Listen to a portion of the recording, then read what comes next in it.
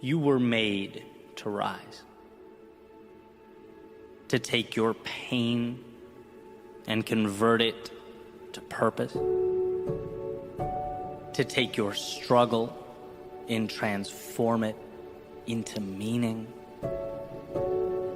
In a world of concession, of self-sabotage and defeat, you were made to rise. And so it's critical that you look around at where you are now and adjust your lens. It's critical that you see the present moment not as an ending, the culmination of wrong turns or broken plans, but as the beginning of what all that will be turned into. The start of the next chapter, a new road, because you were made to rise. Life has an interesting way of not pushing us to be more until our backs are against the wall, until we've fallen or found ourselves where we don't belong. But it's down in the ashes that we're presented this blessing, that we're given the chance to be more than we've ever been. You weren't made to look around and call this diminished reality home. No, you were made to rise. Life is about decisions, what to accept and what to cut away. And it's in our moments of distress we must find our calm. When we feel low, that we must remember the heights we're capable of obtaining.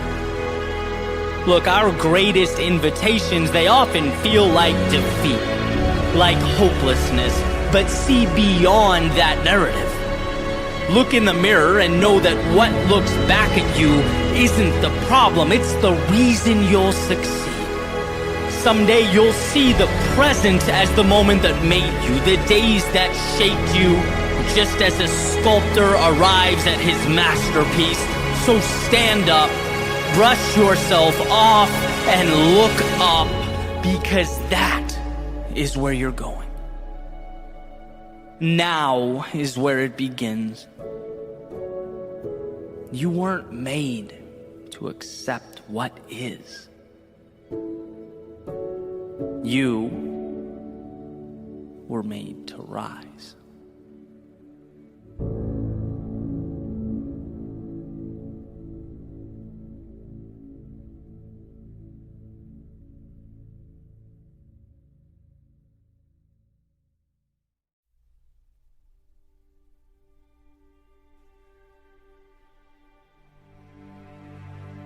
Came across a quote recently that said the road to success is dotted with many tempting parking spaces.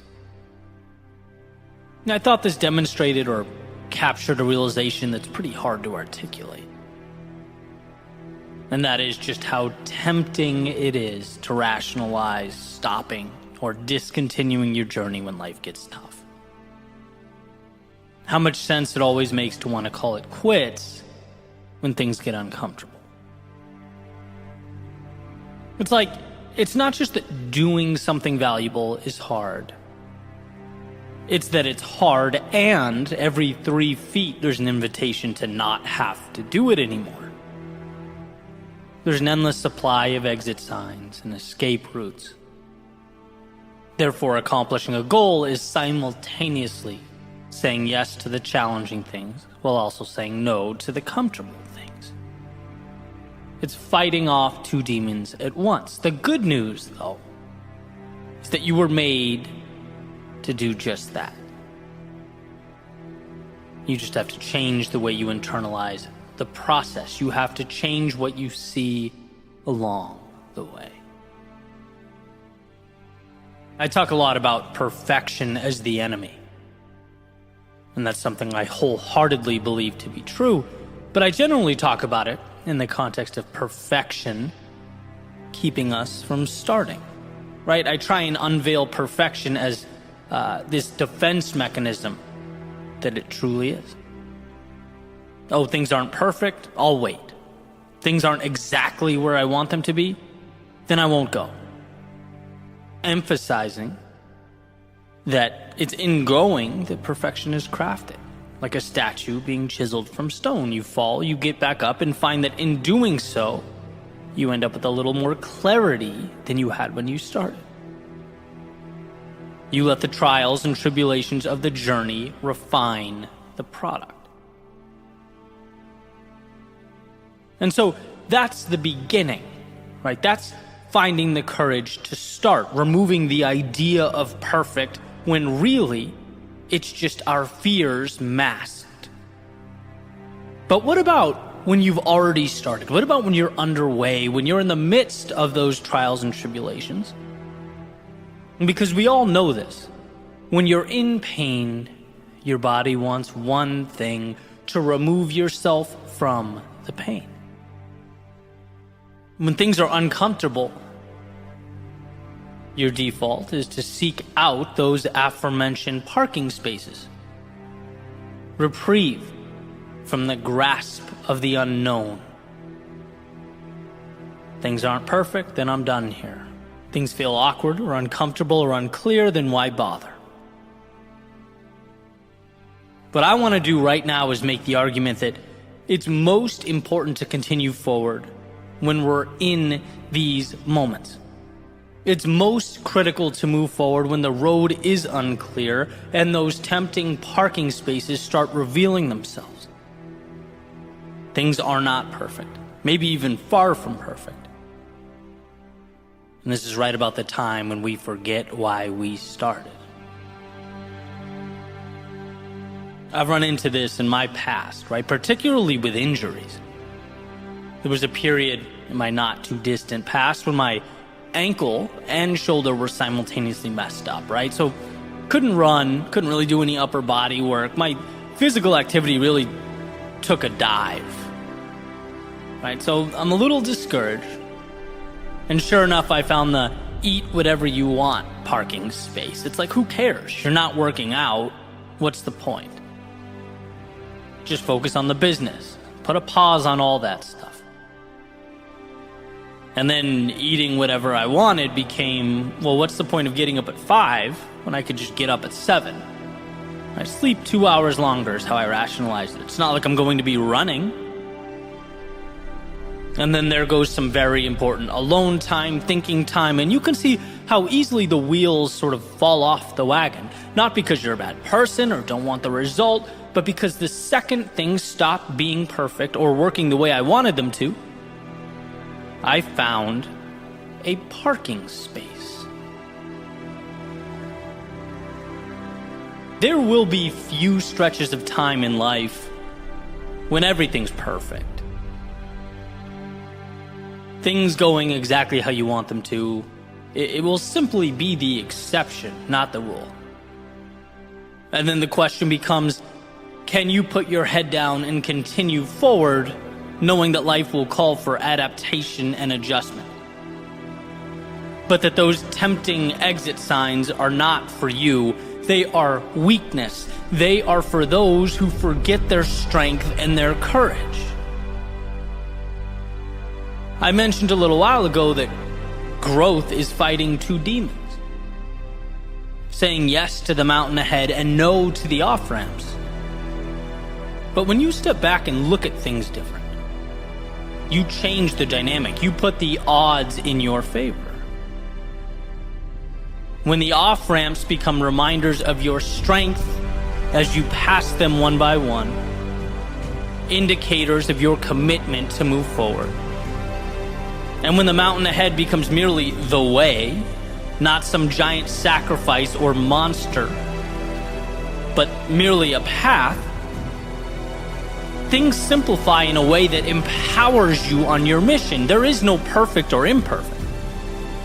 There is adjusting when necessary and taking the next little step along the way. And using the previous example, it's like, I'm injured, okay? This will definitely be a time for adjustment. Maybe it's yoga, stretching, practicing being more patient, maybe greater emphasis on meditation, mental strength, whatever it is, but we don't stop. We continue stepping forward. The next step will look a little different, but that's all. If perfect is a standard one seeking to maintain, they'll always be pulling over. They'll always be backing off, because very rarely do we have stretches of perfection. Life is an adjustment game, not a perfection game. Life asks, what can you do when your hands are tied behind your back? What can you do when you're tired? What can you do when you've just endured loss, when your pride hurts, your plans fail? And trust me, that's when you see all those off-ramps. That's when something in the back of your mind says, hey, all this goes away if you just throw in the towel. Just go seek perfection somewhere else. You'll find it there. But you can chase that rabbit down a million paths. There is no perfection waiting for you, and there is no flawless pursuit. Life comes down to what will you do now? Where you are, with what you have, can you find a way to win when it hurts? Look, we all need to understand that life is innately difficult. And success calls for a simplification that is adapting and stepping forward. That's all. Things are hard, you step. Things don't go as you planned, you adapt and you step. But you are always moving towards that North Star, whatever it is for you. It's deeming those parking spaces insignificant with regard to your life and your journey. Quitting is not brought about by the external world. No, failure is a decision. Failure is saying, you know what, this costs more effort than I'm willing to pay.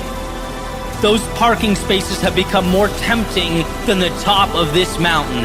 Failure is a choice. And so, for one to succeed, they must simply stay in motion. Choose adaptation over a self-imposed end. Yeah, enjoy those moments of perfection, the times the stars do align. But see them as the exception, not the rule. We are not defined when things are great. We are defined by our ability to pick up the pieces and keep moving forward when they're not. Our lives are shaped by the exits we don't take, the parking spaces we don't even notice as we ascend the mountain that is life. Because anything other than the road ahead was never an option. You didn't succeed because things were perfect. You succeeded because you found a way to win when they weren't.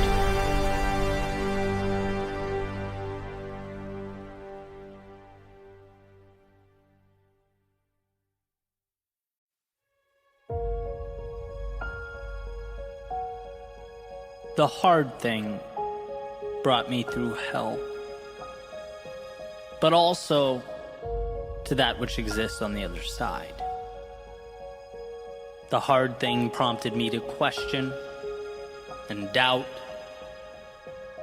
but also provided the pieces I used to build my confidence little by little. It made me ask the tough questions, the ones maybe I didn't want to hear the answer to, but also gave me the power to transform those answers I didn't like. The hard thing meant forfeiting being the expert in my world in exchange for the role of student in a foreign arena. Gave me new ladders to climb, new possibilities to reach for. It showed that true growth requires a willingness to be the beginner. It took some people out of my arms, my circle, my work, and in some cases my life altogether, but always seemed to open the door to those souls better aligned, those conducive to the journey and the process. Let's remember what the hard thing is. Beyond the pain, because we all know it does bring that. Beyond the challenges, because there are certainly many. Beyond all that exists the hope and the change and the promise. Robert Frost says the best way out is always through. Through because it's the chaos, the haze, the darkness of night that shapes us. It's in being broken that we learn to rebuild our world with the pieces, and perhaps most importantly, we learn that such a rebuilding process is possible to begin with, that the now is not mandatory or permanent. The hard thing, as it turns out, is nothing more than a transaction. Turbulence for the view above the clouds, fear in the moment for confidence in the future. It's learning that although life sometimes appears to paint a picture of conformity and helplessness, there's always a path leading to the very place we need to go. It just asks we find the courage to walk it. Churchill has said, the pessimist sees difficulty in every opportunity. The optimist sees opportunity in every difficulty. And this beautiful message rings true. Because from the difficulty is the advantage. And sure, our first instinct is to see the problem. Our eyes tend to initially fixate on that which is unfortunate. But beyond that is where we get the most incredible things life provides, as if one is removing the shell or outer layer in order to get to the nutrients in the center, the ingredients required for growth, the pieces necessary to experience life at its fullest. And so we must be reminded that those opportunities, they're not rare, they're not reserved for everyone but you. They just tend to disguise themselves as the things we're most inclined to disregard or walk by. But if one finds the courage to move into them, through them, if one can see the difficulty not as a deterrent but as a bargain, they'll be given everything on the other side. Reality is not changed with a magic wand or the granting of a wish. It's from staring down the hard thing and moving directly into it, one little step at a time.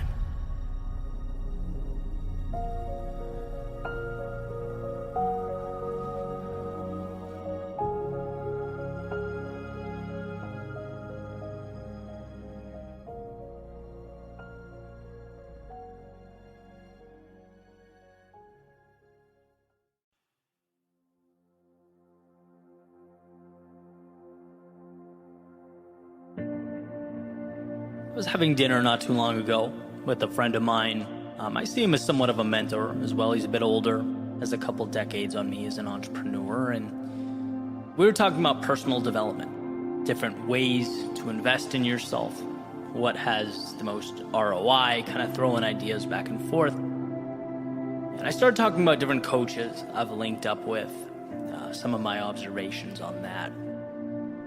And he jumped right into this story. He says, Eddie, way back in the day, I paid a huge amount of money to spend the weekend with someone that I admired as an entrepreneur, as a business mind, with the intent to learn about him, his systems, his approach to his business and life, the whole thing. It was basically an investment into my journey. And he went on to say, I arrived for the weekend.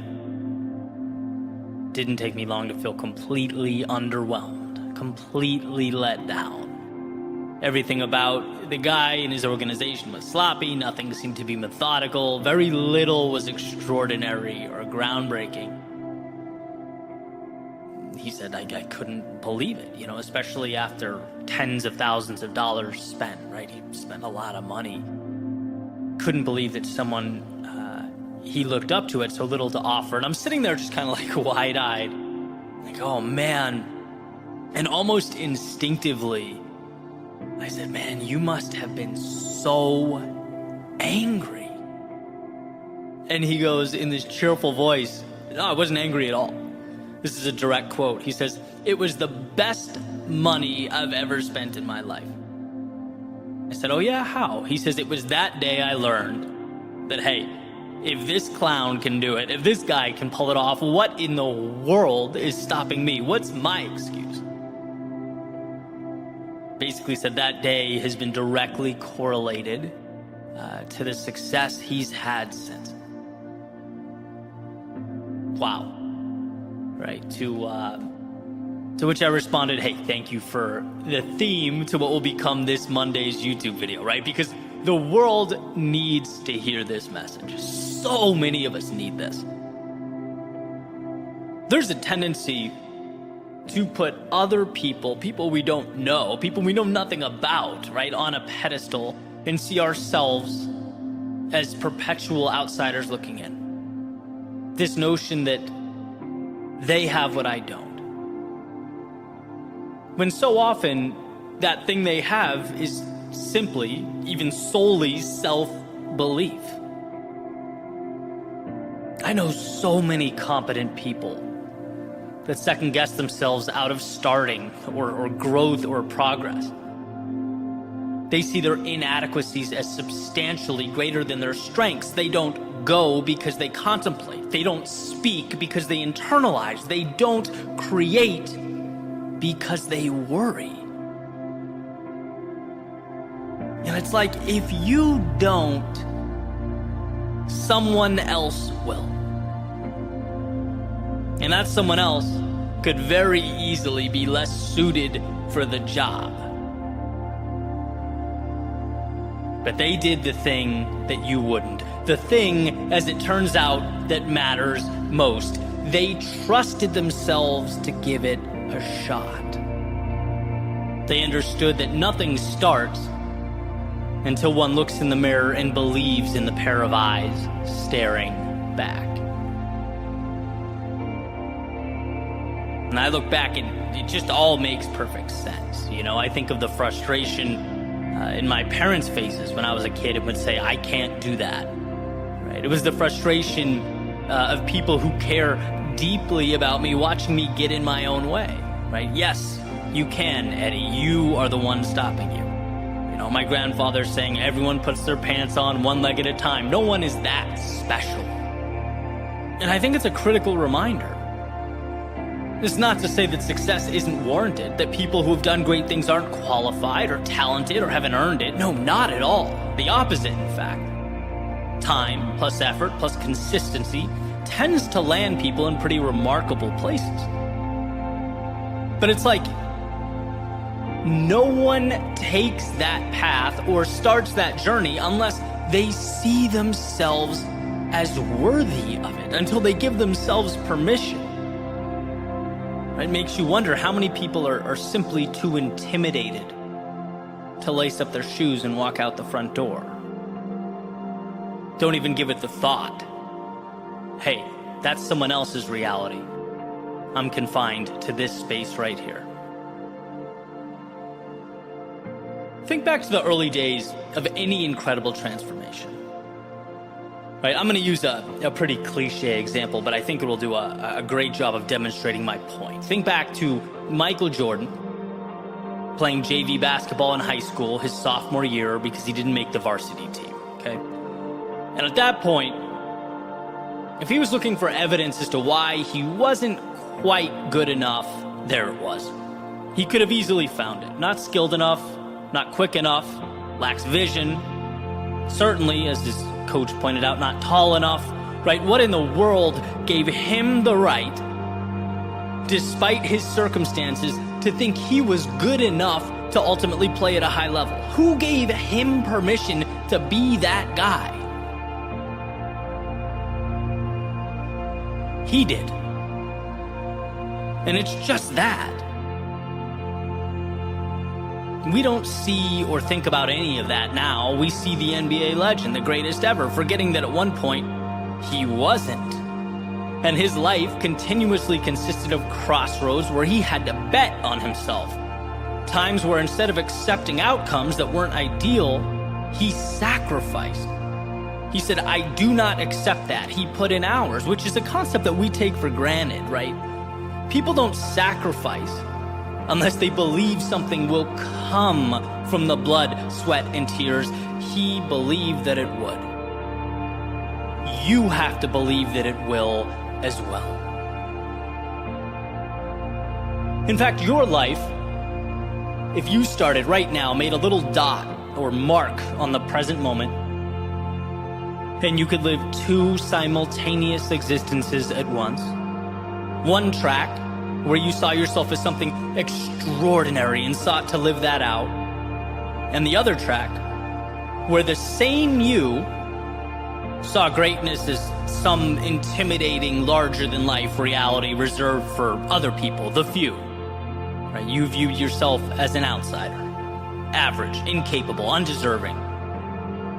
The difference between where those tracks would end up would be worlds apart. Again, because humans follow through on who they believe themselves to be. We don't do things unless we believe they're possible. We don't sacrifice unless there's some sort of delayed gratification. We don't climb unless there exists a summit. What makes life both beautiful and mysterious is that we have to arrive at those outcomes before they exist. As Babe Ruth famously said in that article in the 1940s, it's hard to beat a person who never gives up. And it's hard to beat them because they believe themselves worthy of what they are chasing. So when will you? When will you find yourself worthy of that next level?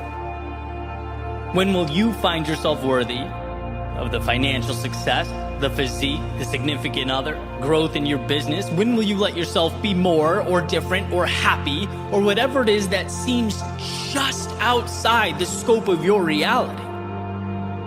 This world is built by people who understood what they wanted and granted themselves the freedom to pursue it. No superhuman strength required to place greater value on yourself. No record-breaking IQ necessary to live life on your terms, just a choice.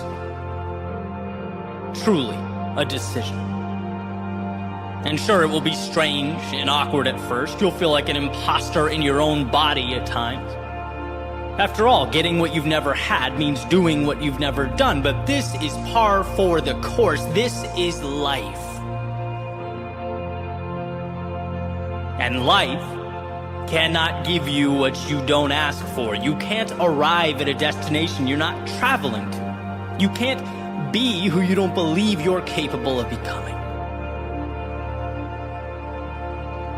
So know that that aforementioned reflection in the mirror has a depth to it that must be explored.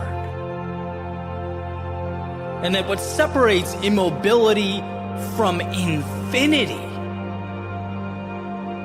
is the understanding that, hey, if it's possible, then it is most definitely possible for me.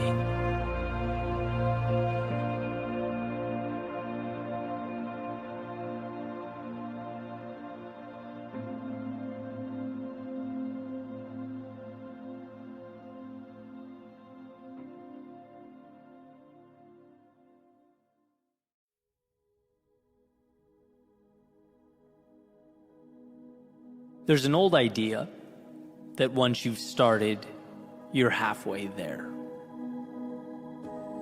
How does that make sense, one might wonder? Once you've started, you've only just begun. And that's true, technically. But here's the thing. The journey, the ins and outs, ups and downs, trials and tribulations, they can all be dealt with.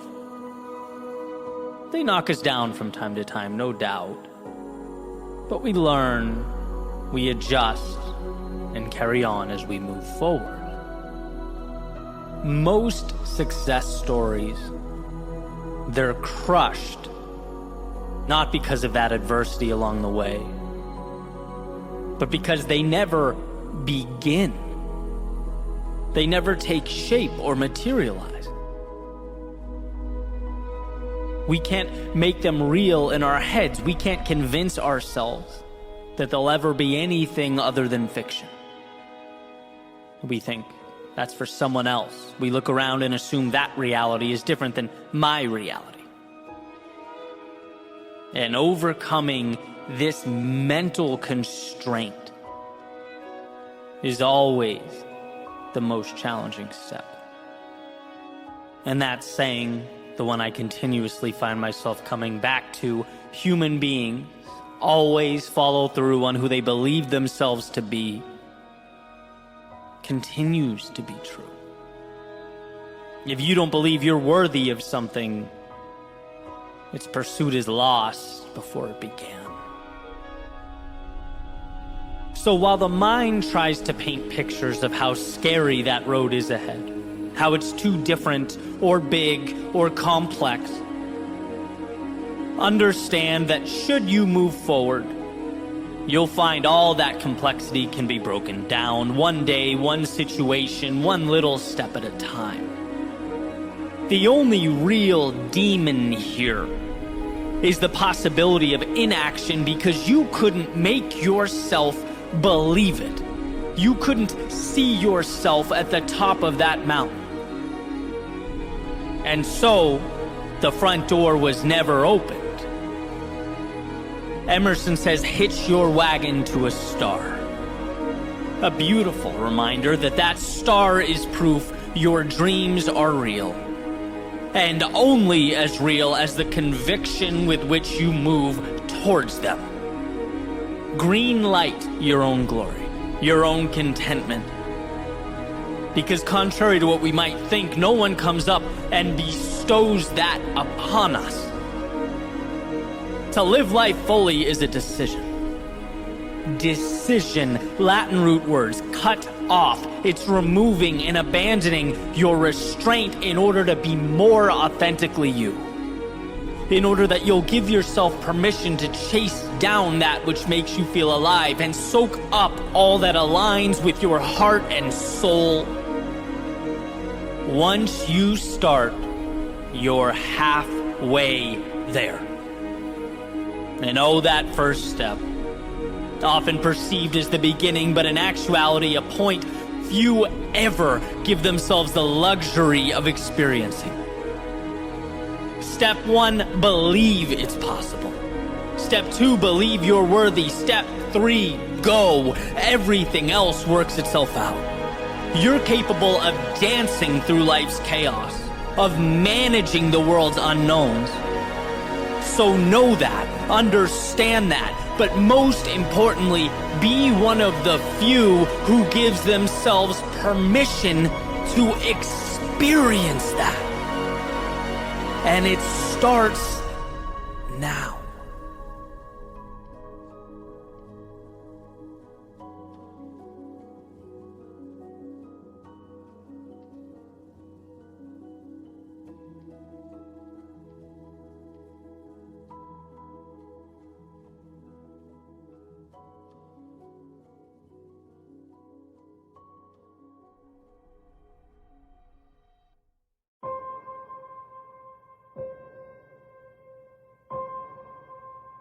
There's a quote attributed to Lincoln. He says, "Be sure to put your feet in the right place, then stand firm."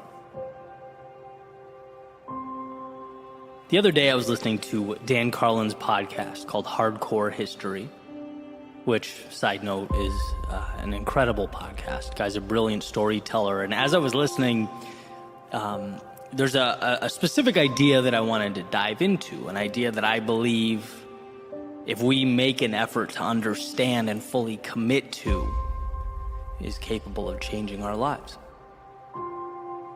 But first, some quick context, right? So Dan starts off this episode called King of Kings, talking about the Battle of Thermopylae.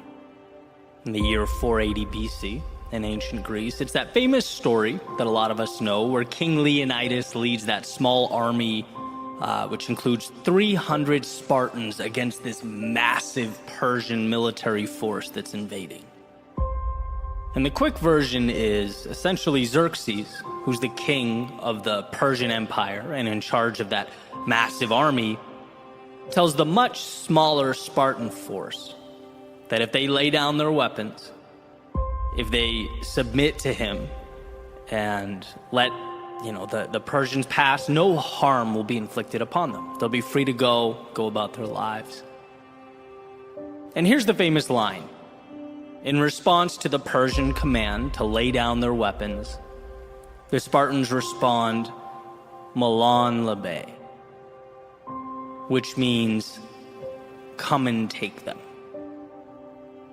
It's the Spartans' way of saying, look, the only way we're laying these weapons down is if you rip them from our cold, dead hands.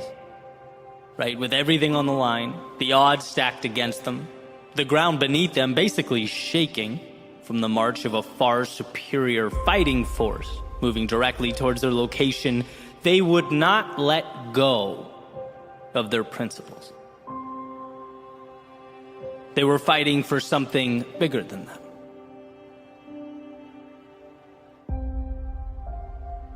And I couldn't stop thinking about this idea long after I hit pause on the episode.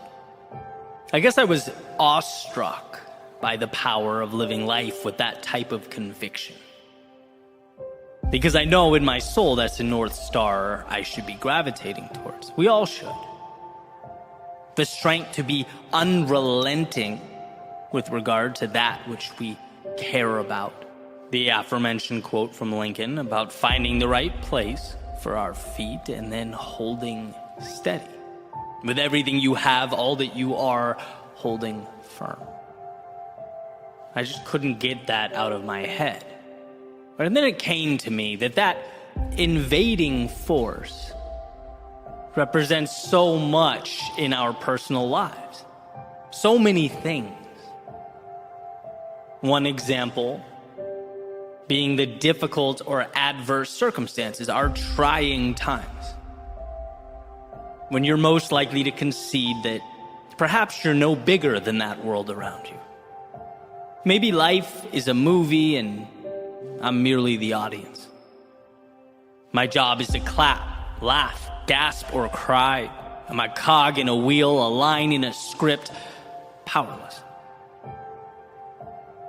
In which case, you should be reminded of Viktor Frankl's famous observation that everything can be taken from a man but one thing, the last of the human freedoms, to choose one's attitude in any given set of circumstances, to choose one's own way. In other words, the outside world may change. It may evolve, but it will never have power over how you choose to internalize and view what's happening. That's innately yours. So when the circumstances feel like they demand more than you can give, when they suggest you leave your interpretation of life behind, the correct response is, as the Spartans defiantly said, come and take it. That army could represent a pushback against your values, the pillars of your individual foundation that you feel, amidst all the pressure, tempted to let go of. After all, it's easier to retreat than stand toe-to-toe with others. It's easier to abandon than it is to defend, at least in the short term. But as Victor Hugo writes, you have enemies, good. That means you've stood up for something sometime in your life. The enemies obviously not being the point. I'm a believer in the conservation of enemy approach to life. Allies just pragmatically get you a lot further. But here's the reality. Anyone who stands for something will undoubtedly create divide. They'll be criticized and condemned. And when one feels the pressure of that criticism, they must understand that it does not invalidate who they are or their worldview. That is yours. You are the only one who can give up or relinquish that control.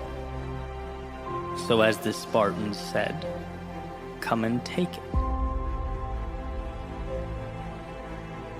And then lastly, my thoughts went to the little things that make us who we are. Those tiny pieces of ourselves that we, little by little, one by one, over time give away. The concessions that fade into the background as we evolve to fit in so that we don't stand out. As Emerson beautifully put it, to be yourself in a world that is constantly trying to make you something else is the greatest accomplishment. And so that attacking army just might be the universe attempting to mold you to it. Perhaps not all at once, but more like that frog placed in water and put on the stove, with the heat increasing so slowly over time that he doesn't realize the heat will soon overtake him. Externalities do not dictate. They are objects in need of meaning, and you are the architect here. If it means something to you, it's worth holding on to during the difficult times and the easy times. When it's popular and when it's not, there is value within you specific to you, a value that must be nurtured in order to expand. Others can't and won't see that. The world around you may, even with all its complexities, seek to suppress it. But that flame is there. It's there and it's yours. And to anyone or anything looking to extinguish its light, come and take it. After all, what is a life if not one lived on your own terms? The goal is not to simply exist, but to define the plane on which you'll evolve, to devise your own parameters. Be yourself as that world looks to make you something else. So here's to digging deep, to finding within yourself the courage to stand up to the great armies of chaos, conflict, adversity, and their perpetual conquest. To remember how strong you are, how much control you have as you navigate the unknowns and redefine the right nows. Don't let your strength be the thing you give away. Don't let your heart be what gets left behind. Don't let your thoughts become illusions of what could have been if only you'd held on. And look, I'm not saying it's easy. In fact, I know that the meaningful road will necessarily be the one that requires the most of us, that makes us question who we are and where we're going. It will ask that when our minds race with doubt and our knees shake with fear, we find a way to stand regardless, to walk to our demons, look them square in the eye and proclaim that whatever it takes, we are willing to give. That we will fight until there's nothing left, go until we can go no further, and hold with conviction all that matters most. So the next time life demands that you fall back or bow down, the next time chaos emerges in the distance and asks only that you lay down your arms, here's to being strong enough, certain enough, courageous enough to say one thing and one thing only: come and take them.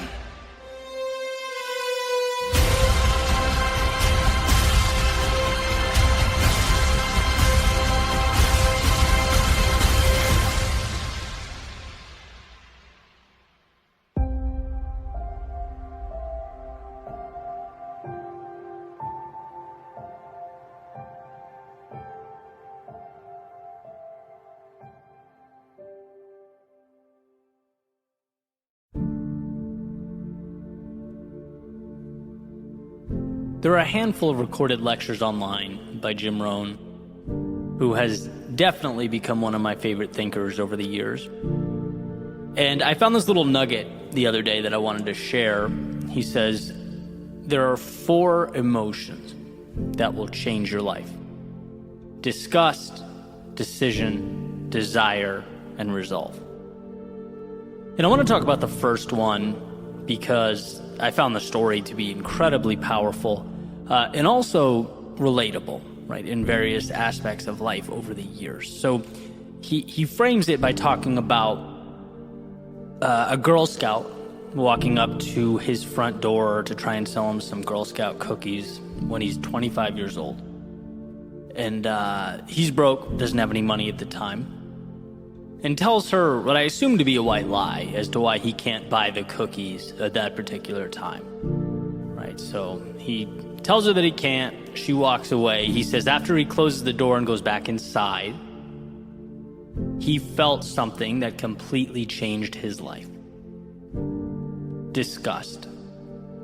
An overwhelming feeling that he simply didn't want to live like that anymore.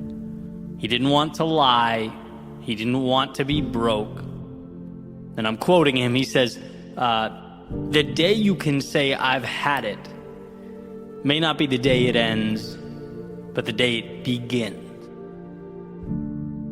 And that feeling, which of course on the surface seems like a terrible thing, right? No one wants to feel disgust with their circumstance. But it's ultimately one of the most powerful indicators life can present to us. There has always been, and I assume will continue to be, that point in many different facets of my life where I say enough is enough. I just never thought to categorize it and label it like he did, but that's what it is. You know, getting to a point where you look around and realize you've conceded too much. You've strayed too far beyond what matters to you. You've left too much on the table. That feeling, again, while uncomfortable, is often what becomes the first step towards that which is truly meaningful, a better version of yourself. A realization, by the way, that's not some denunciation of who you are, right? It's not saying, I'm not good enough or I'm inadequate. I would describe it as the exact opposite. It's thinking enough of yourself to acknowledge that you're better than this. It's saying, yeah, there's a reality where I stay the same, where I don't change, where I allow this to just be my life.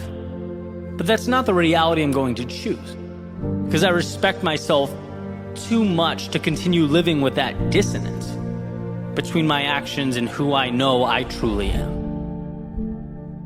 And I think at a deep level, we all understand this. You know, so many times in life, funny enough, we don't change until we have to, until our backs are completely against the wall. It took me years in my previous professional life to say enough is enough, but ultimately got to that point. I've been there in relationships, been there with my creative work, been there with my finances.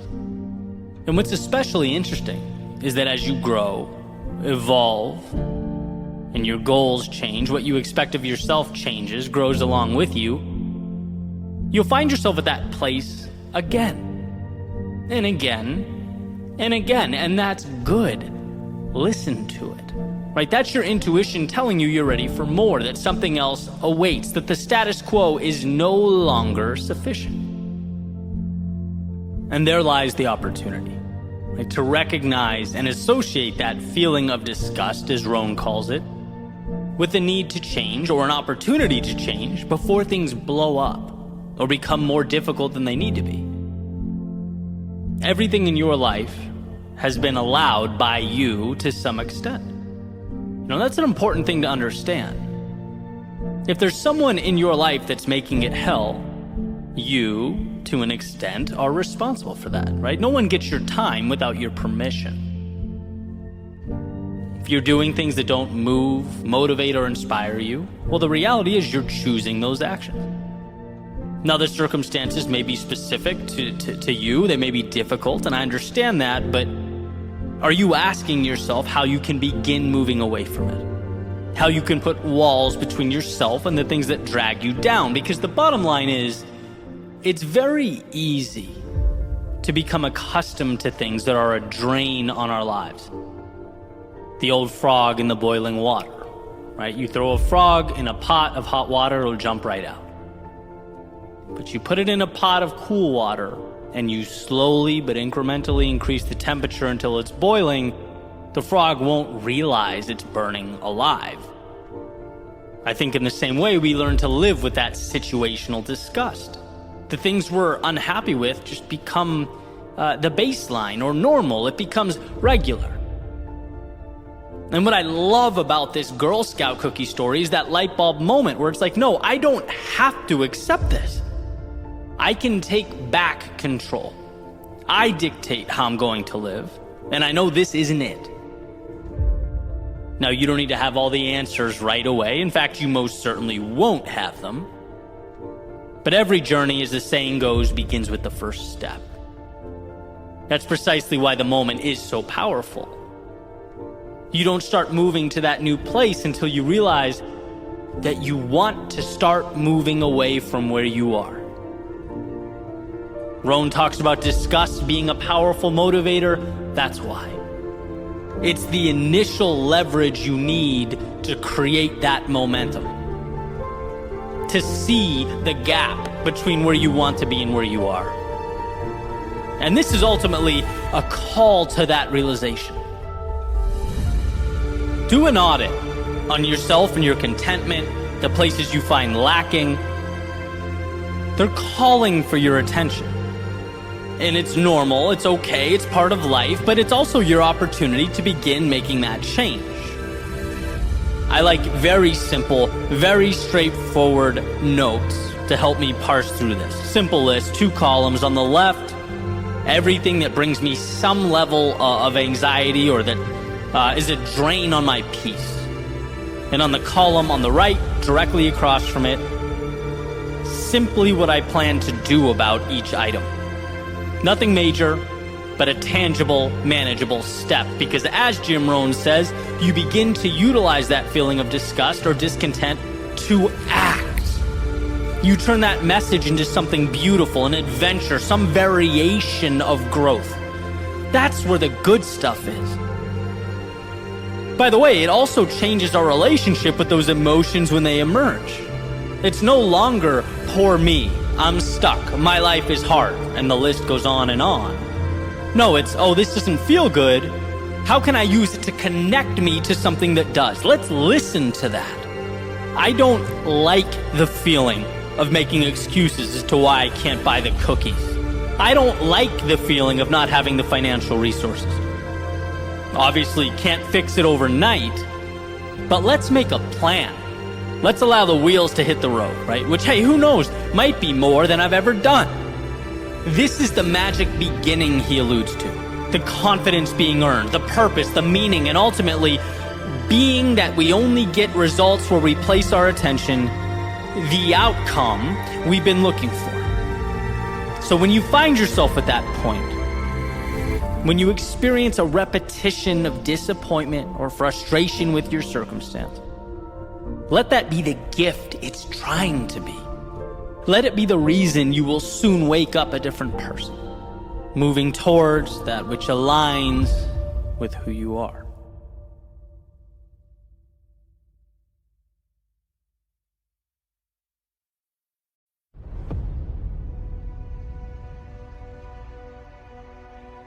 Every step you take is an investment. Every decision to do the difficult thing is a gift to your future self. Think about this for a second.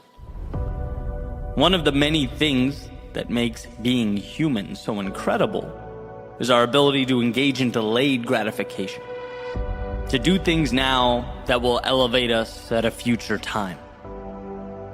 And at a fundamental level, we understand that. We've heard the famous marshmallow study where kids were left alone in a room with the marshmallow placed in front of them, and the ones who showed restraint and could resist eating it ended up in many regards being more successful as adults. We've all heard the mantras, working hard pays off. That's valuable. But I'd like to take it a step further. Because when you say yes in the face of adversity, when you move forward when tired, seek out a way amidst the chaos of life, you are contributing to a foundation so powerful that it will elevate you in ways outside your current level of awareness.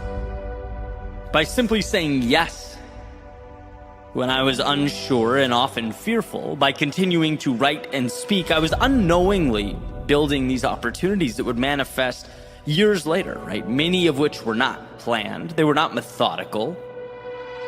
My dedication and my North Star never changed. I held on tightly to those, but the surrounding components were always moving and transforming. People are in my life today because of steps I took 5 years ago.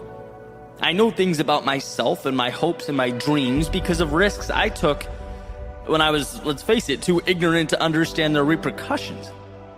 But I knew it felt right. See, here's what I did understand. If I, as Emerson put it, hitched my wagon to a star and moved towards it, when I felt great and when I didn't, when I was confident and when I wasn't, when I was winning and when I was not, I knew the other stuff would take care of itself. I trusted the process. And here's why that matters. Here's why I'm taking you all on a little trip down memory lane. Because writing, speaking, inspiring, storytelling, they are my world within. What is yours? What is it that moves you, that lights up your soul? I want you to know that. I want you to know that because its pursuit requires not only a delayed gratification, but an acceptance that your dedication will evolve in ways so incredible that you can't even imagine. That all those little decisions become emergent and together represent something more powerful than the sum of its parts. I love the example or idea of the human brain, right? So complex and powerful that it appears almost divine. It's essentially a universe behind our eyes. Even our understanding, our comprehension is minimal. We are awed by its capability. Yet it's not about one single piece of the brain, the tissues or the neurons individually. It's the network all these microscopic occurrences create together. Something bigger than everything combined, creating a consciousness we can't even find or point to when looking at the evidence. But we know it exists, and we know it's somehow derived from this ball of nervous tissue. This is not unlike one's pursuit of excellence. The level of achievement or consciousness we are searching for, it can't be singularly identified. It's emergent. It materializes after the discipline, after the consistent work, after the self-belief, after the will to do what is required, whether we wanted to in the moment or we didn't. Then we get our quote-unquote consciousness. You can't and won't always see the value in your dedication, in your sacrifice. And let me level with you, I get how crazy it feels to think, yeah, but someday it will mean something. Someday that work will put people in my life that will change my world, elevate my existence. It will create opportunities that expedite my evolution, lessons and occurrences that will amplify my wisdom and worldview. But that's the name of the game. If you know in your heart you are pointing to the right star, then it's just about stepping, adjusting, and repeating. Move, adjust, move, adjust, move, adjust. There will be a time when you look over your shoulder and are stunned by what you've created, by the distance you've traveled. Look, you can't see the future. You can't know what everything will mean and what will occur, but you can continue forward into the darkness so that when the long-awaited light inevitably presents itself, you are in position to receive it. to stand on the foundation you have been building all along.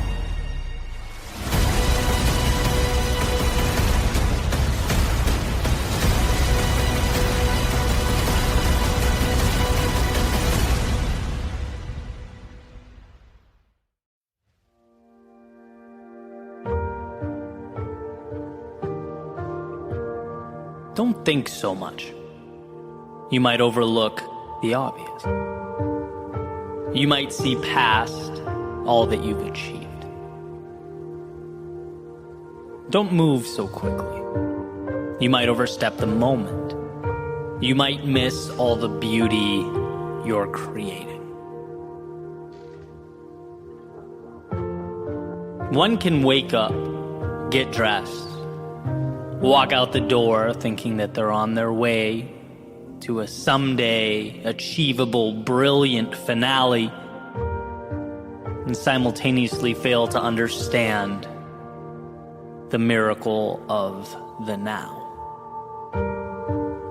It's in what you're doing now, who you're helping now, what you're becoming now. Your miracle is now. And you can't see your impact because it materializes behind you as your back is to it and you step toward those distant horizons. There's a direct link between always wanting to be better and never feeling like you're good enough. If you don't properly compartmentalize the two, you'll always be chasing something you can't obtain while you walk right by the brilliance you're piecing together in real time.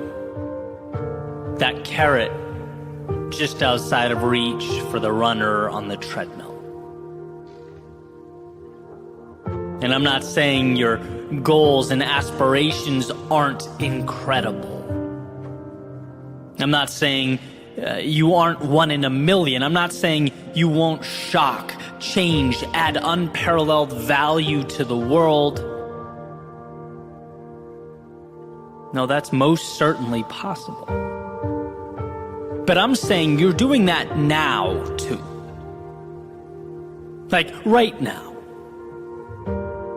You're not on a trajectory to someday be one in a million.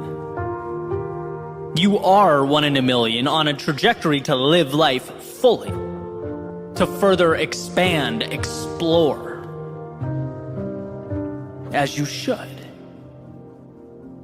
But let's not lose perspective along the way. It's hard to watch someone who has changed your life feel like they're not good enough. It just is. It's hard to watch something so beautiful feel like they must first evolve before they're worthy. And it's like, sure, I get it. We celebrate visible, tangible successes, the innovators and CEOs, world-class talents, people who have built the present and will build the future. But notice, there are no ceremonies for the ones who lift others up every day, who lead by example, who show up again and again when they're going through their own private hell. There are no record books for them. But I'll tell you what, if there were, you'd be there. And if I could remind you of that every day, I would. The small things you do not feel so small to those around you. In fact, your mere existence changed my life, and I know I'm not alone, not even close to alone. It's a tough world we live in. Tough enough to bring even the strongest amongst us to our knees. Yet you think you're flawed and insufficient. I ask, compared to what? A lot of people would have folded a long time ago.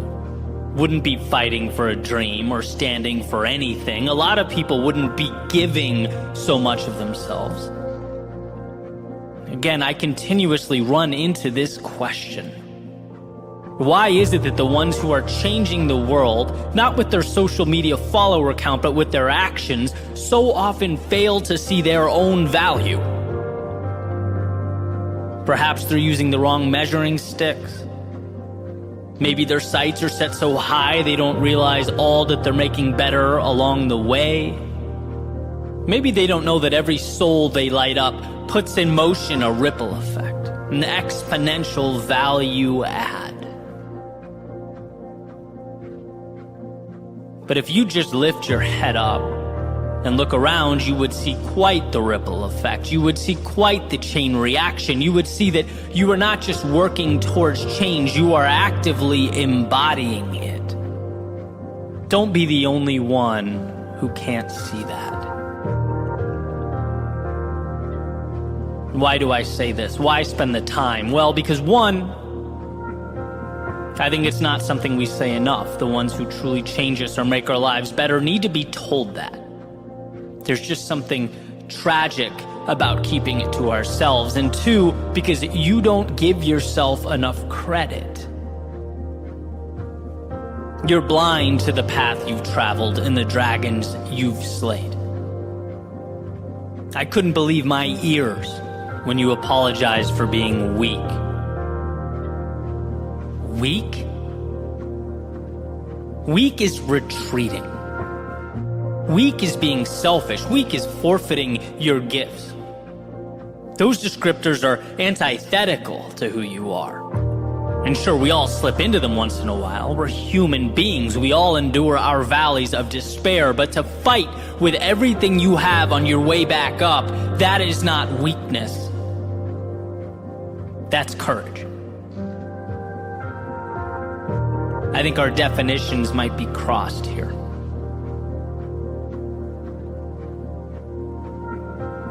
See, I'm a firm believer that absolutely we have to be our own greatest critics, no doubt. But the value in that, the expectation, is that it's coupled with a commitment to also be our own greatest allies. Are you? Are you your own greatest ally? Because sometimes I'm not so sure. Do you see how much light you bring to the world?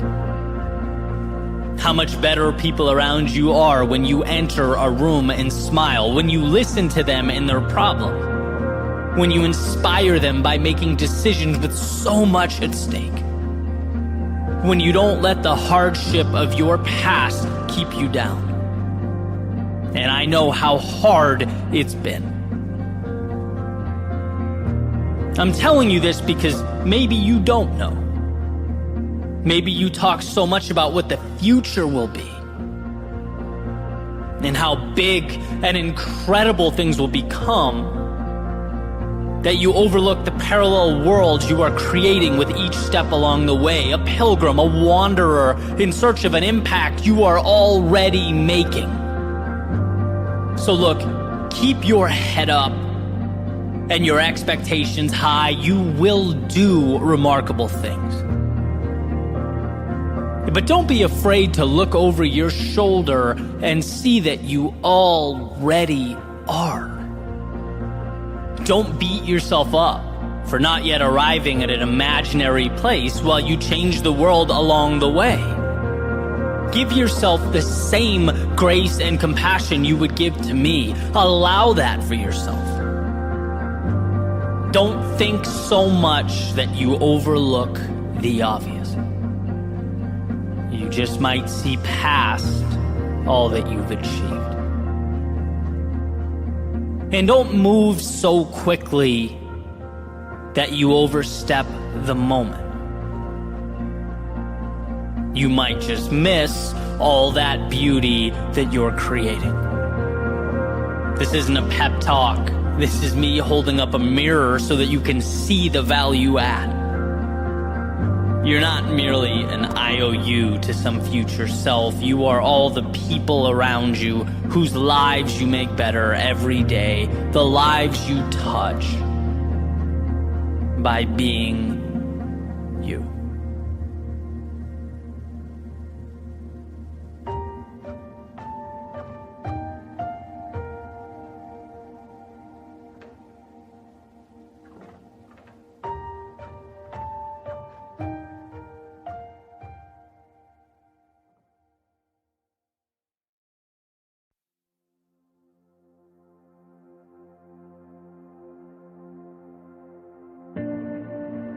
The other day, I went to check out an open mic. And basically people sign up to share their short stories, their poetry, stuff like that. And I'm sitting there, soaking it all in, enjoying each one as they went up on stage. And eventually this girl makes her way up. The first thing she does is she tells the room, hey, I've never done this before, but I've always wanted to, so here I am. She takes out her phone and begins reading some of her poems. And pretty quickly, two things stuck out to me. One is she was brilliant. Like, just so incredibly talented that I'm thinking, man, if she keeps doing this, she's going to find herself in some crazy places. She's really going to make an impact. That was the first thing. And the second, as I sat there and watched, was that I noticed that her hands were visibly shaking. I was pretty close to the stage. And I could see this happening to the point where she had to place one on top of the other, right, to keep the hand that was holding her phone from bouncing around while she read. That's how visibly nervous she was. And immediately my mind went down this road, reflecting back on the moments I've had just like that, because man, I've been there, where you're both determined and terrified at the same time, but somehow the desire to try outweighs the fear just enough for you to find yourself in that exact situation. Just enough that you step into a foreign world, still wondering whether you made the right move, every step of the way, from the car, the building, onto the stage, until you hit the point where, okay, well, now you can't turn back. Now you're here, you can't leave.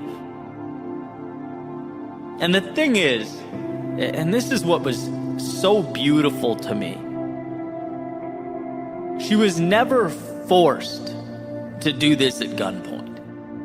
No one made her step into that chaos. It was self-created. She could have stayed home. She could have closed her journal or the notes app on her phone, and that would have been the end of that.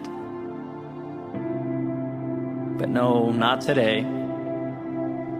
Today, one yes would lead to another, and another, and despite the nerves, the sweaty palms, and shaky hands, she would open a new chapter in the story of her life. Prove to herself that she's bolder than she thought she was just a few hours ago. That there's upside when you confront those unknowns in life. And as I sat and watched, I was so incredibly moved, so proud, so impressed.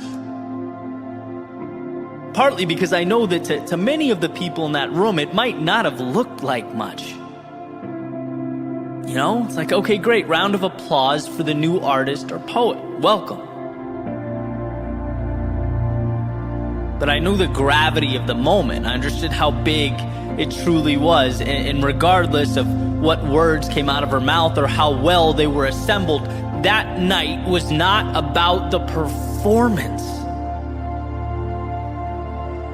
No, it was about new beginnings. It was about outstretched wings, opening one's eyes to the learned helplessness and pinpointing the opportunity that was simply waiting for that first step to occur. And see, that's what I want to emphasize. That's what I believe every single one of us needs to understand, to fully get. The biggest moves we make in life, well, it's easy to convince ourselves that they aren't necessary or worth it. The things that transform us hide themselves. A lot of the time, they don't feel urgent. They aren't life or death decisions. They can be the stages we never step on, the people we never talk to, the chances we never take. Because, well, what happens if we simply stay right where we are? Say thank you, but no thank you to those fleeting opportunities. Nothing happens, more of the same, and realistically, nothing is far less scary than all that other stuff. We don't fear nothingness.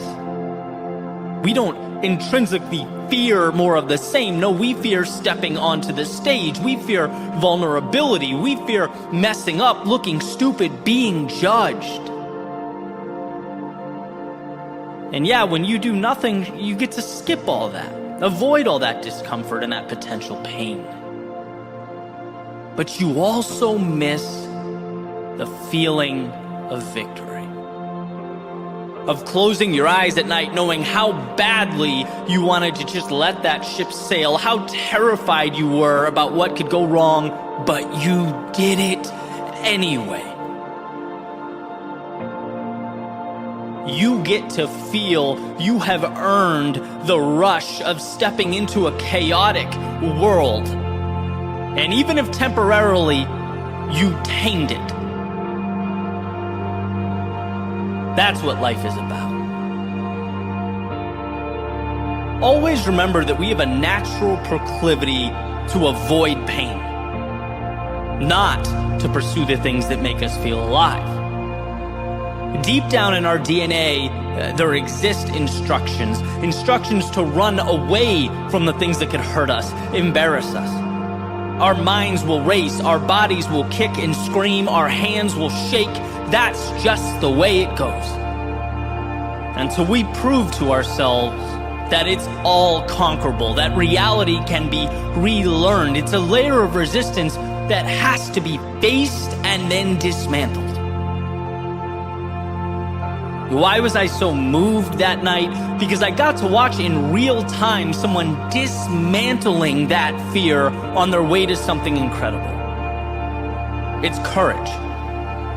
Stepping into the arena, not for the people next to you or anyone else, but for you. Because you know there's more. You know that where you are pales in comparison to where you can be.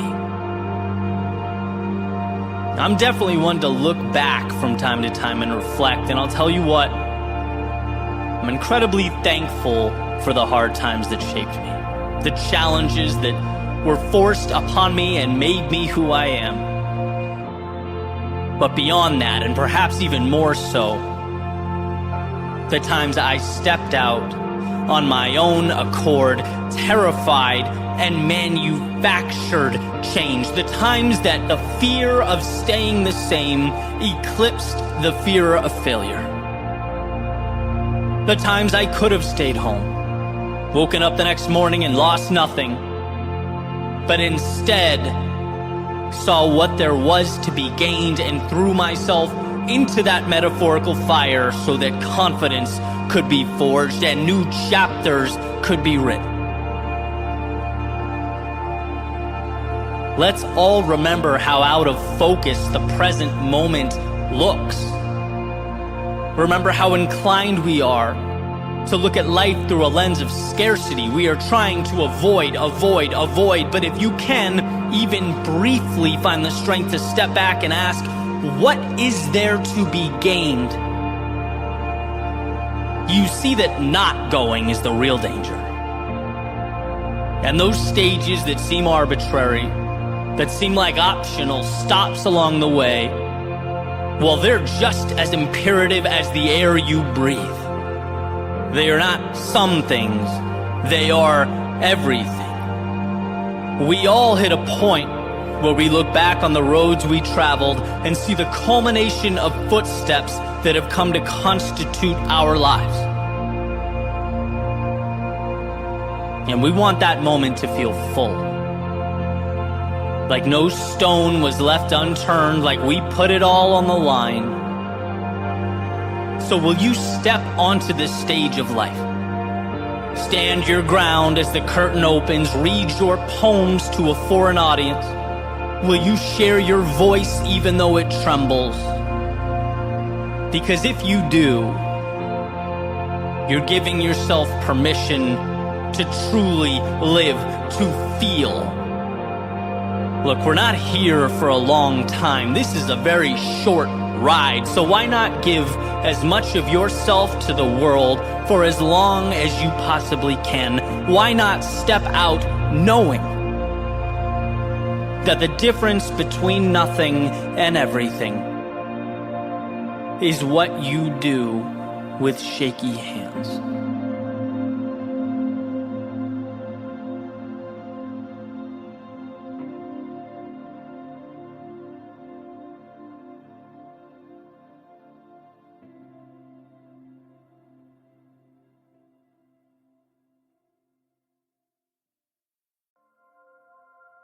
The miracle isn't that I finished.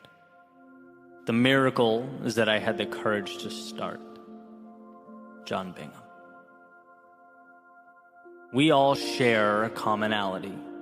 The runner on the starting blocks, the one at work, the one studying, the one trying to create the best life possible for their family. See, we are all at a beginning, looking up at an idea. Nothing given, nothing to adjust or react to, no, just an idea.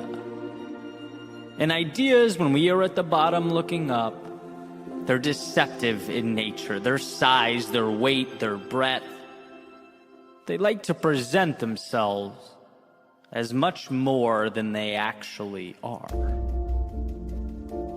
And so, to turn ideas into things, one needs see themselves.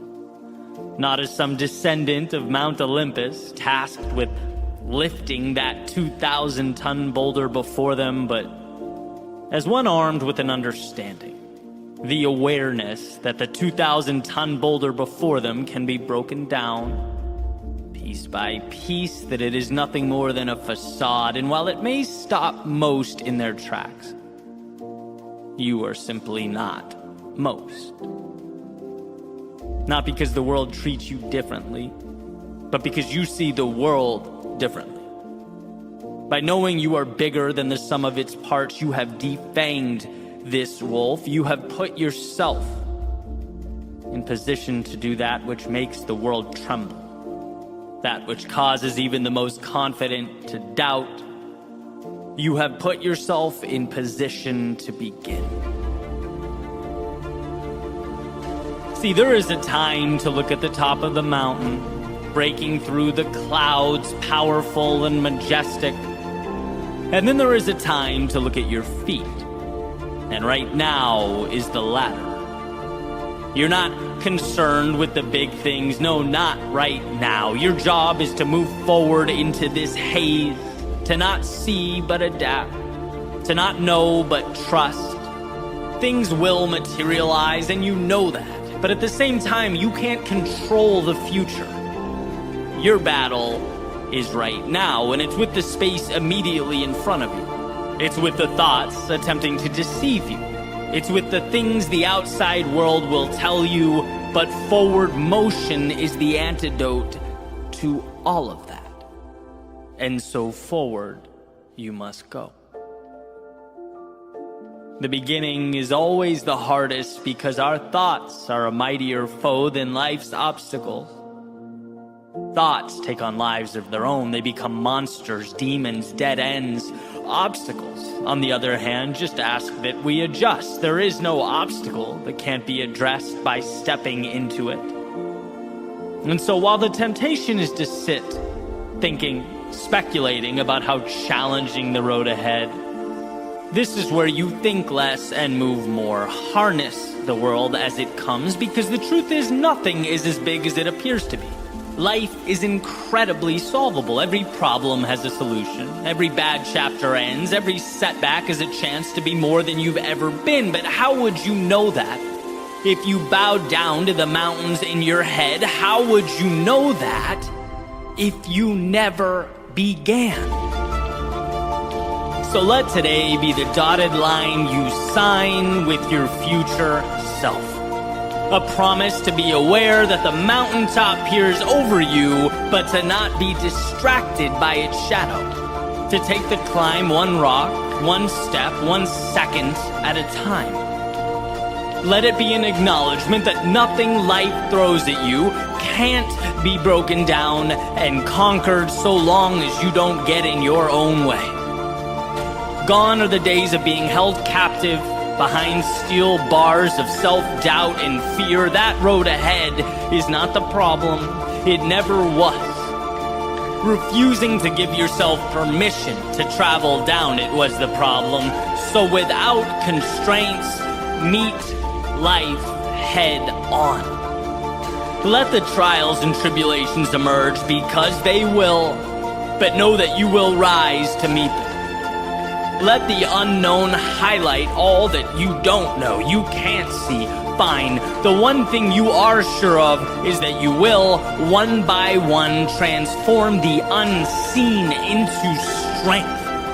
And when those thoughts emerge, telling you that you've gone too far, that you're in over your head, that this isn't meant for you, know them not as truth, but as the only obstacle that can derail and distract. You don't have time for make-believe monsters. No, not today. So onward you go. To map the unknown, to tame the untamed, to live your life the way it was meant to be lived.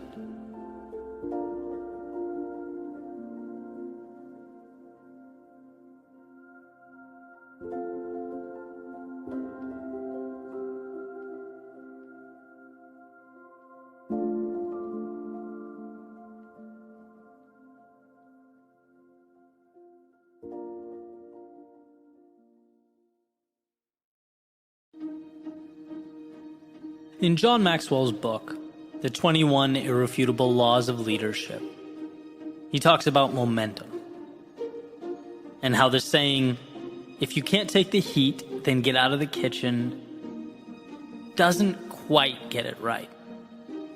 Advocating that it should instead be, if you can't create the heat, then get out of the kitchen. And being that we are all leaders in our own lives, I think he hits on something that none of us should overlook. The power of momentum, of not waiting but creating. Reminding ourselves that we are not spectators, sitting in the stands and simply reacting to or complaining about the events taking place below. No, we have the ability to change the things we do not like and create the ones that don't yet exist when we know they should. Too much of the time we react to that metaphorical heat in the kitchen, as John alludes to, forgetting that we can dial it up or down. We're not only characters that have been created, we are ourselves creators. And I talk a lot about mental shifts that have changed my life, and there are plenty. But perhaps the most important was the realization that I can do something about the things I don't like. And I know that sounds simple, probably even obvious. But I look back at various stages of my life and am blown away by the amount of things I tolerated for years and years simply because I gave it no thought. There were so many questions that I never asked, so many opportunities I never explored. Until I realized, hey, you can stop accepting those things you don't want. It's amazing the power of a simple list that was created. 2 columns. Left side, all the things that bothered me, that I wasn't happy with, or that I knew should be there that had been lacking. And then on the right column, what I'm going to do about it. Every single item. Each one, what's the step I'm going to take? And I just poured my heart onto that paper, and it's like you look down and feel like you have finally moved into the driver's seat. There's something incredible about knowing that you have taken control, something satisfying knowing that you're not just accepting what falls out of the sky and lands in your hands. Right? Especially since we seem to have this proclivity to box ourselves in. Human beings are amazing in their ability to adapt. But the danger is when we adapt to and normalize a reality that falls short of what matters to us. The danger is in forgetting that nothing happens without momentum, and momentum is self-made.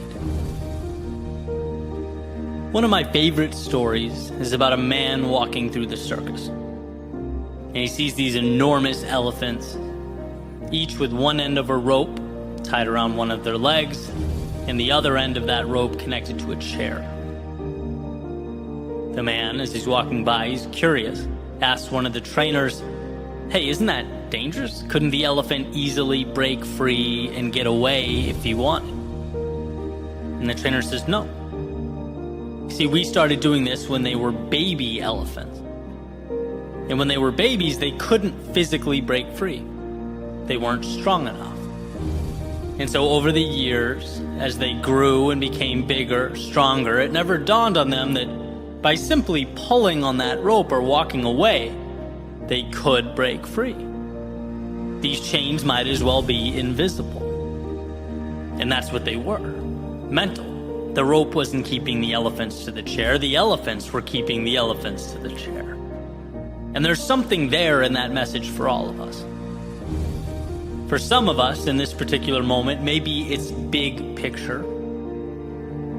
For others, maybe we're at a season of life where it's simply creating momentum in some type of smaller capacity.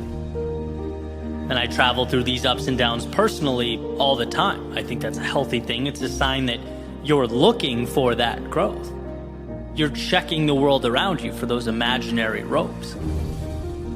Recently, I went through a period where I just felt too long had gone by without something significant happening. I needed to create momentum. And so I asked, well, who was I reaching out to?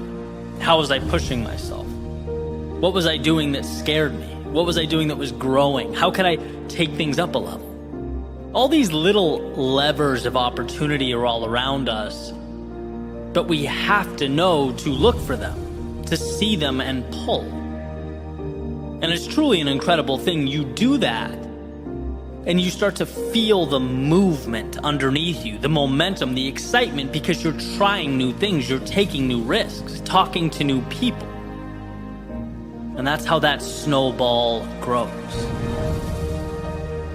We have to realize that we are mighty big elephants, perpetually tied to these comically small chairs. We have to create that heat in the kitchen because we're not only capable, we are ready. We are equipped to move forward. See, the moment is never going to be perfect. The momentum will never come to be on its own. Those things wait. They wait for you to stop watching life go by and click start on the stopwatch. Yeah, time has always ticked away, but it will never mean as much as it's about to now. Tick tock whispers the opportunity, signifying that in order to evolve, we must decide we are bold enough to go where we have not yet gone and strong enough to leave some things behind, to choose to accept some discomfort in its impermanence instead of a regret that is forever.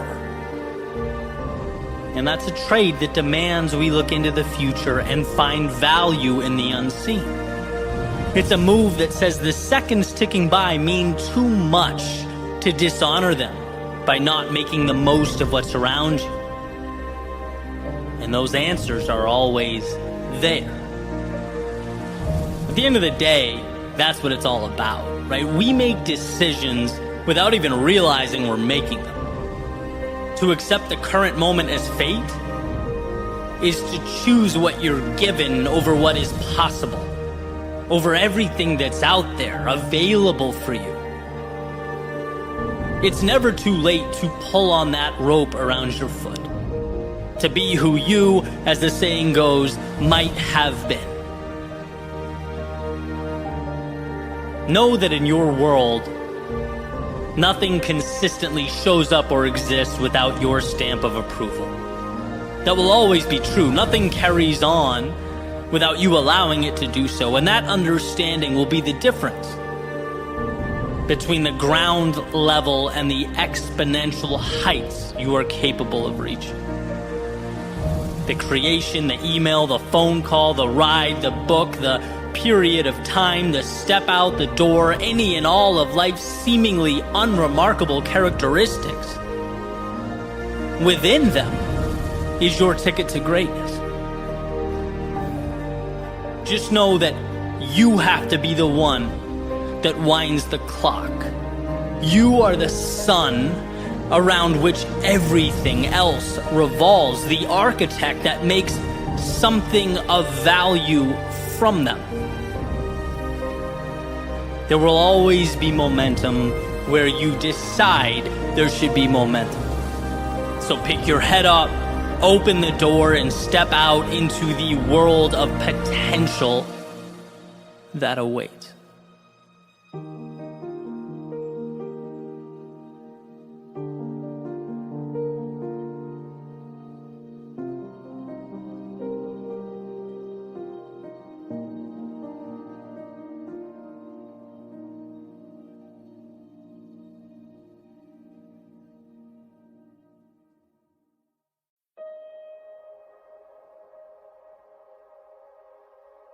If someone were to tell you life is easy, they'd be incorrect. If they were to tell you there's a specified path to contentment, they'd be misinformed. If they were to tell you there's a book of answers to every question you'll come across, they'd be misled. The point is not that life is easy, predictable, or defined. The point is that despite the fact that it's none of those things, you're capable of making something from it. That from a seemingly endless barrage of unknowns exist the pieces to build something truly extraordinary. I came across a quote a few years ago from Abraham Maslow and a concept that was in Ernest Becker's book, The Denial of Death. And the idea is we are simultaneously gods and worms. And every once in a while you come across an idea that changes the way you see things. That's definitely one of them, right? A duality that is perpetually under tension. Gods and worms. We're animals. We're flesh and bone, eroding by the day. We're given a temporary stay on a giant rock rotating around the sun, while simultaneously equipped with the power to not only be aware of that finitude, but to transcend it, to dream, to see things that are not yet there. Our minds are miraculous. We are both gods and worms. So what do we do about this?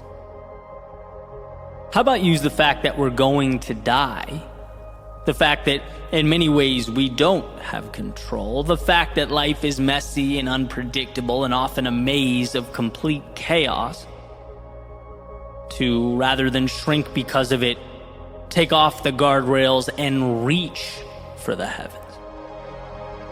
To put things into existence that do not yet exist. Why not go all in? After all, the thing about living, as the saying goes, is that no one makes it out alive. No one hops on the roller coaster to constantly look at their watch, to dwell on its temporary nature. No, it's to enjoy the ride. And what is our time here but a few short rides around the sun? So when it feels like life is too big, when the day overwhelms or disintegrates into chaos, don't fixate on the rocky nature of the world around you, but on your ability to take it all and make it mean something. Cherish the idea that although everything around you is dictated by natural laws and constraints, your mind is bound by nothing.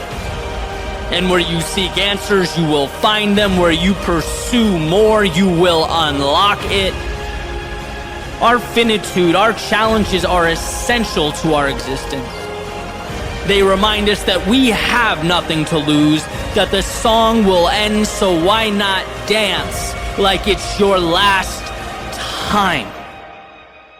Because sure, in time we will be dirt for worms. But that's exactly why, as long as we're here, we'll live to, in our own unique way, bridge the gap between the ground we walk on and the heavens above.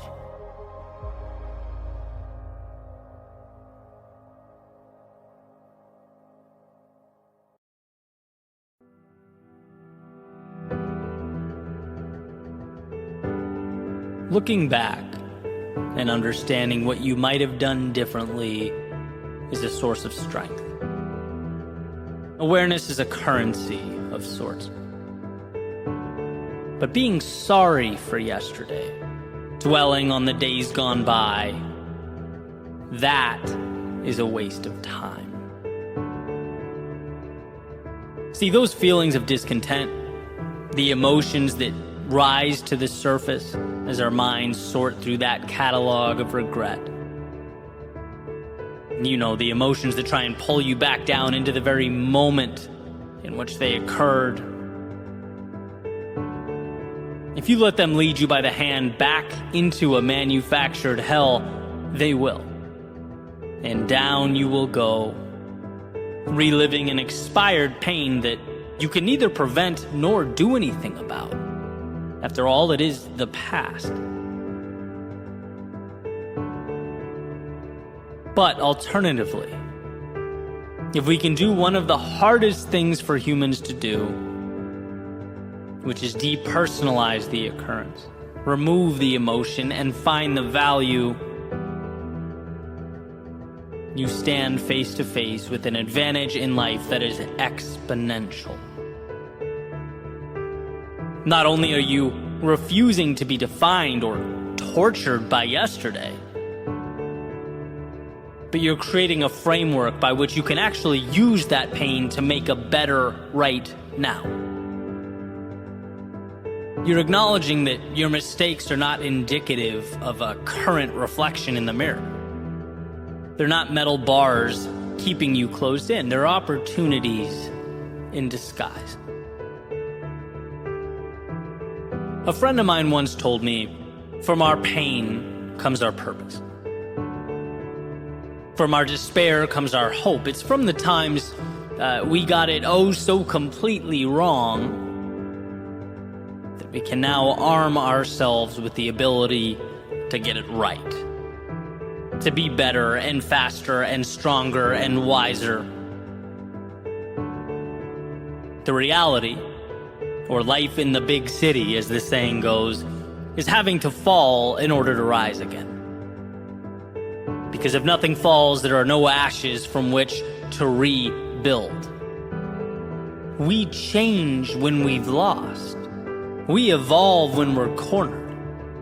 We become more when life shakes our worldview.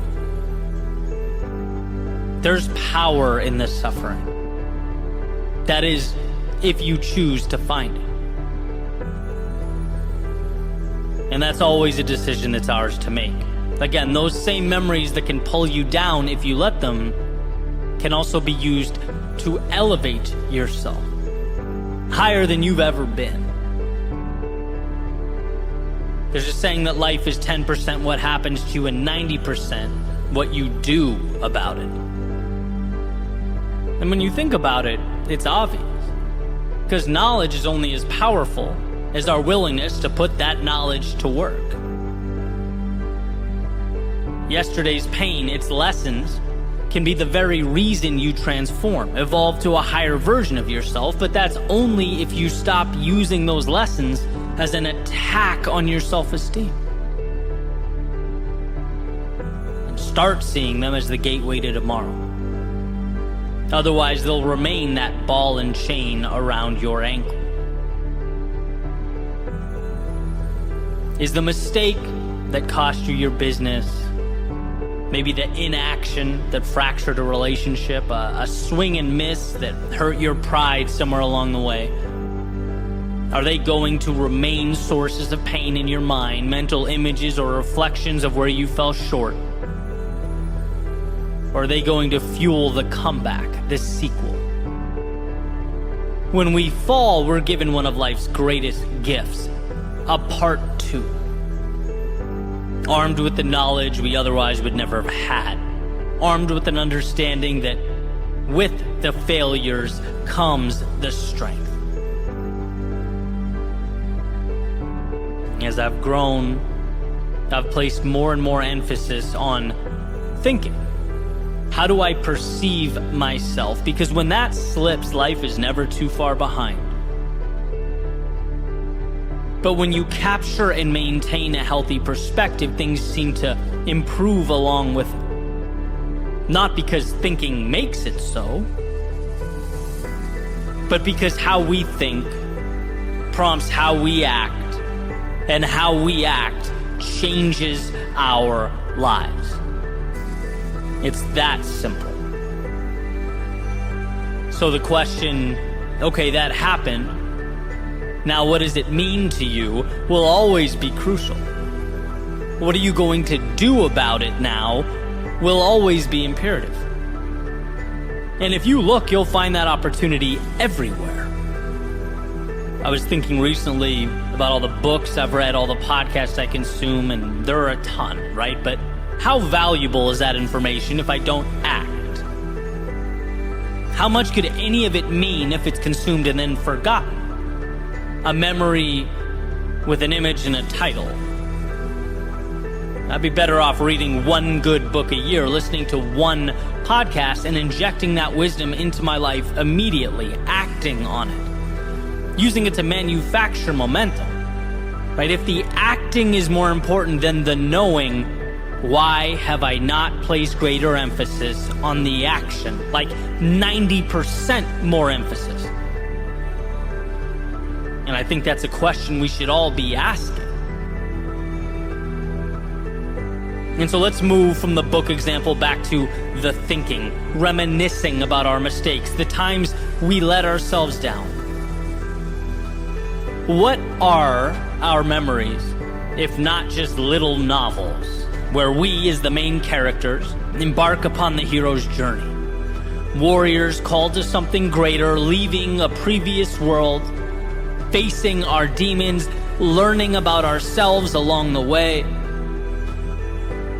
Perhaps cut short, left without a conclusion, only in need of an ending. And these painful experiences are essentially us walking around with novels unfinished in our heads. We've done the work, we've learned the lessons, endured the pain. And rather than continuing to revisit that discomfort of the moment, that stopping point, rather than dwelling on how we shut the book after the conflict occurred, let's open it back up and integrate that value, that lesson into the present. Let's grow from it. Let's evolve because of it. That's what's so beautiful, so exciting about the future. It hasn't happened yet. It's in your control. You're painting that picture now in real time, and so how convenient that you fell yesterday. Now you have an opportunity to be stronger today. And how incredible that you learned what actions or inaction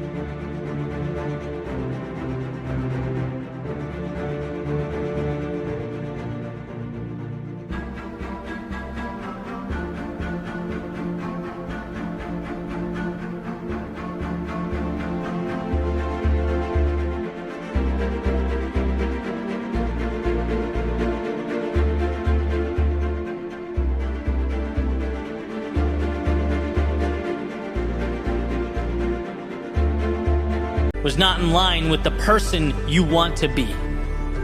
Now you have an opportunity to root all that out. And how beautiful that you felt the pain of quitting, of stopping short, of throwing the towel. Now, as you push forward into that great unknown, you have a reminder, a benchmark to compare with the difficulty of the present moment.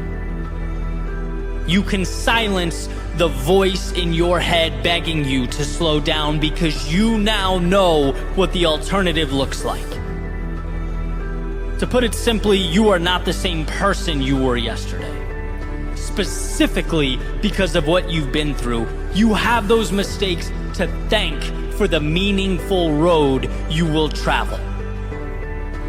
And let that be the expectation.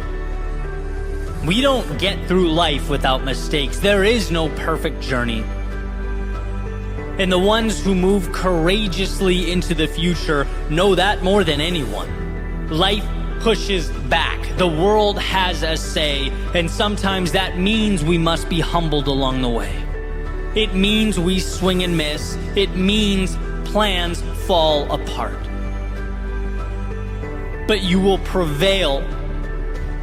Maybe not immediately, but eventually. Because you perceive the adversity as merely a cost of admission, specifically because you don't let it run loops in your mind. Rather, you extract the value and transform it into momentum. You are not your past. You are what you decide to make of your past.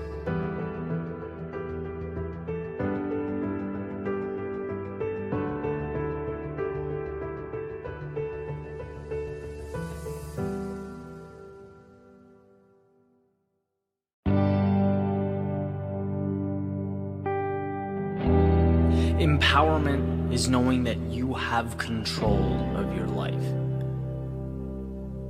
That you create the expectations and you carry them out. Whether it be tomorrow, in a month, in a year, or even longer.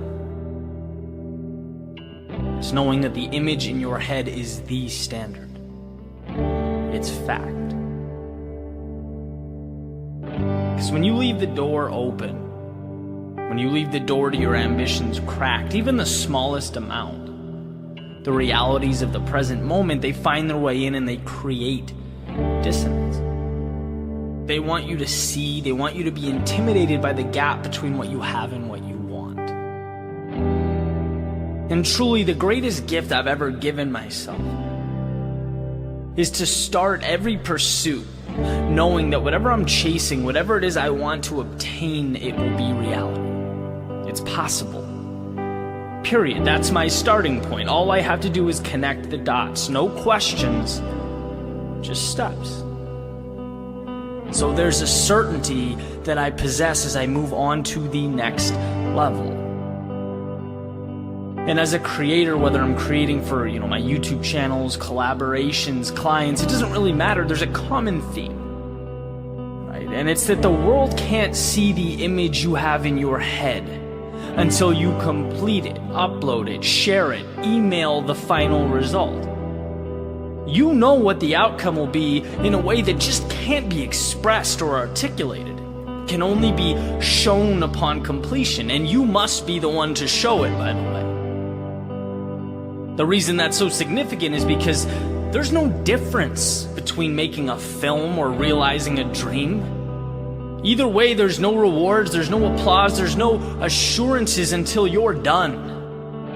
Until you've crossed the finish line. Just like a client can only point to things they've seen as a reference point, well, the people around you, they only know the present moment. They only know how things are.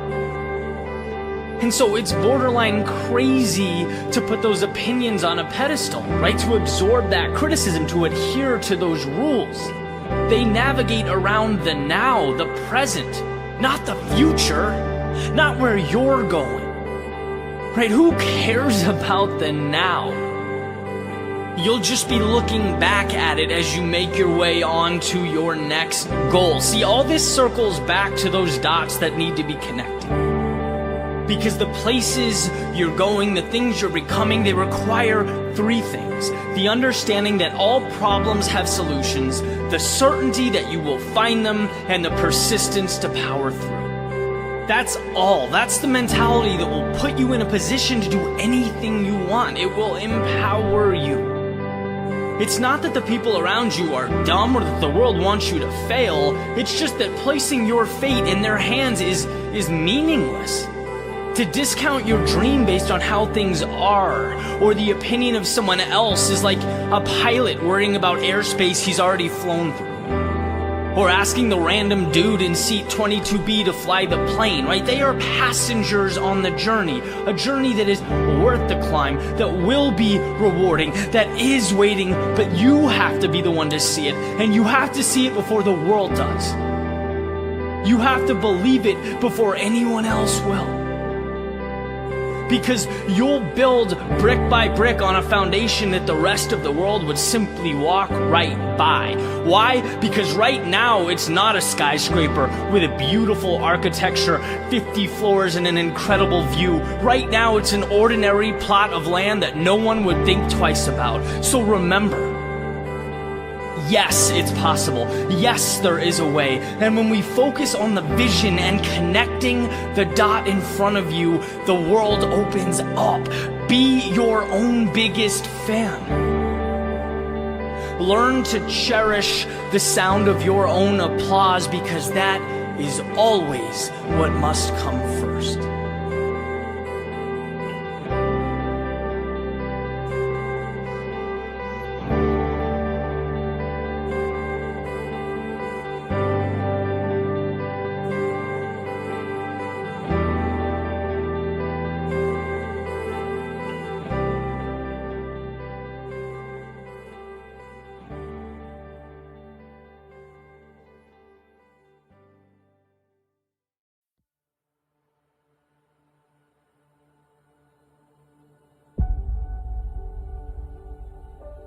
I find it interesting that what we want most is often brought about by the inverse of what we'd expect.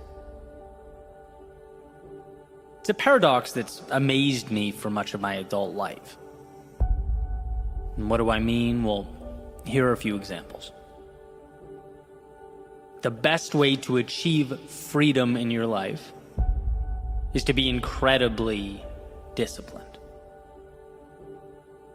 Two things that are seemingly opposite in a sense. Or that the worst of times often open the door to the best of times. Or it's from a position of strength that one is best able to ensure peace. Or from our suffering, our pain, comes our purpose and contentment. Right? And you get the point. I could go on and on and on.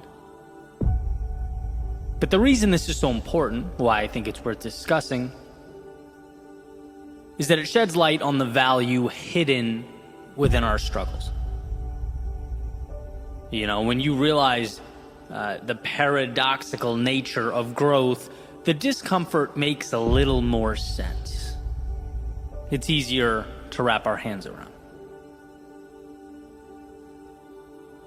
So let's say getting up early. Perhaps you weren't a morning person, but you're trying. You're trying because you think those few extra hours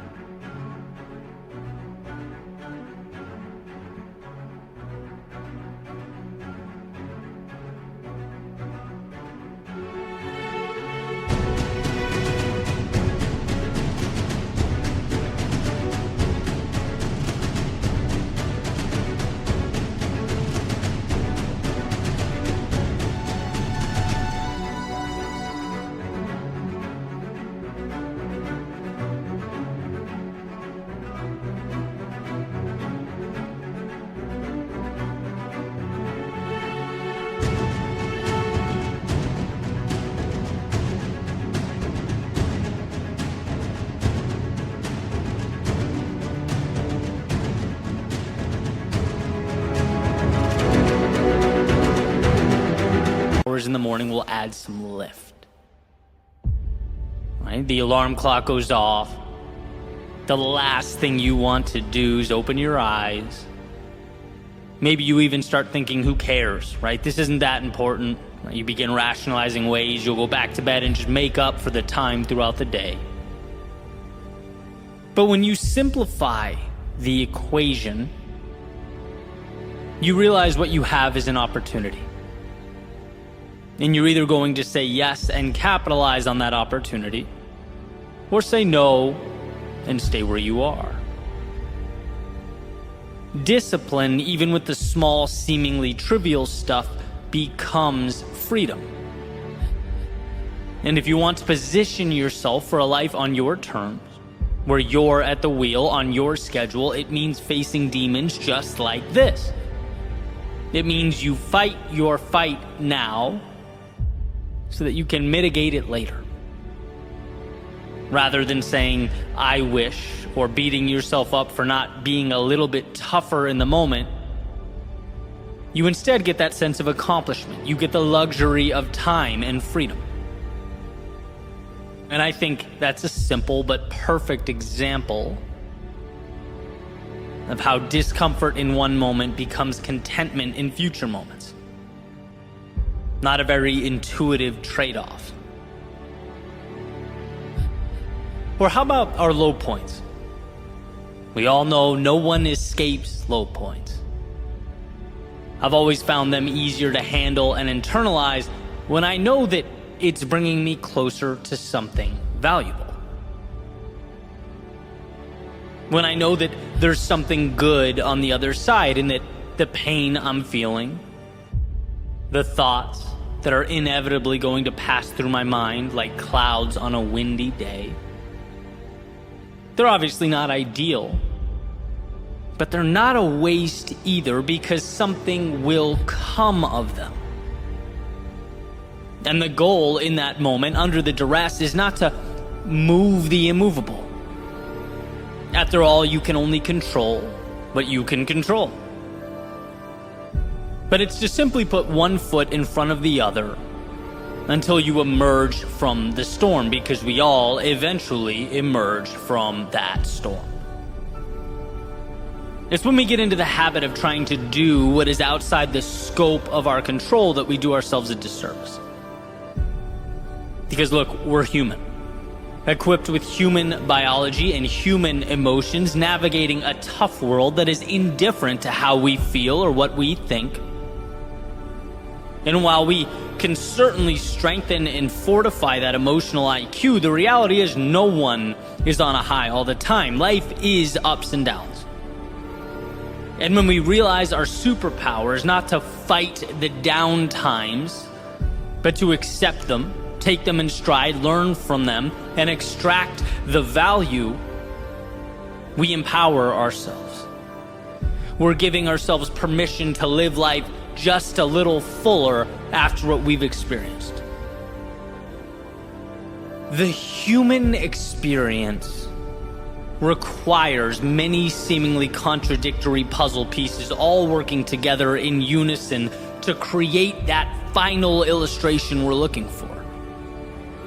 Not just discipline and freedom, not just low points and high points, but countless others. Jordan Peterson, of course, famously discusses chaos and order, and how both not only exist, but are pivotal to a fulfilling life. We are designed for chaos. We must step out into unknowns, situations that feel bigger than us. The courage to do so ultimately becomes the pathway to order. As we get used to the change, we acclimate, we find our answers, and ultimately create a sense of fulfillment. The challenge being that now we have conquered our demon, we must prepare for the next. Because just like too much chaos isn't good, too much order is equally destructive.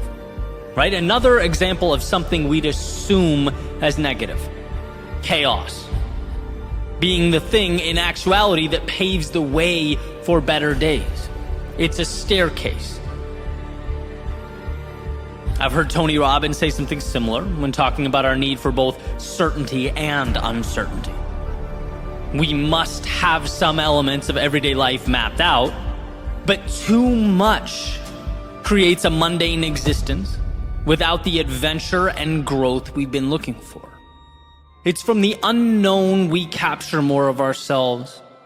It's from the uncertainty we get growth. And I say all of this, not just because I think it's fascinating in and of itself, but because it's incredibly easy to forget, especially in the thick of things, that it's all essential to life working the way it should work. Those losses become gains. The disappointment becomes growth. The down times become launching pads to evolved experiences, greater adventures, and new chapters. It's certainly not intuitive to look in the mirror when amidst life's chaos and say thank you to the universe. I get that. I'm not implying that you should.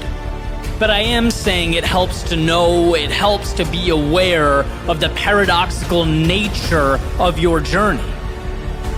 I look back at the times I was most fearful or angry at myself, and if I could go back and tell that version of me one thing, it would be that all that adversity is going to push me forward. That I'd never have the things I wanted most if I didn't step into all that discomfort. That it's going to be okay. That I'm going to be incredibly thankful for it all, and so will you. This is the push-pull of life. The chaos and order of the day. It is not in spite of, but because of those moments, you'll be more than you've ever been. The human experience is a paradox. And the quicker we get that, the quicker we let it work for us.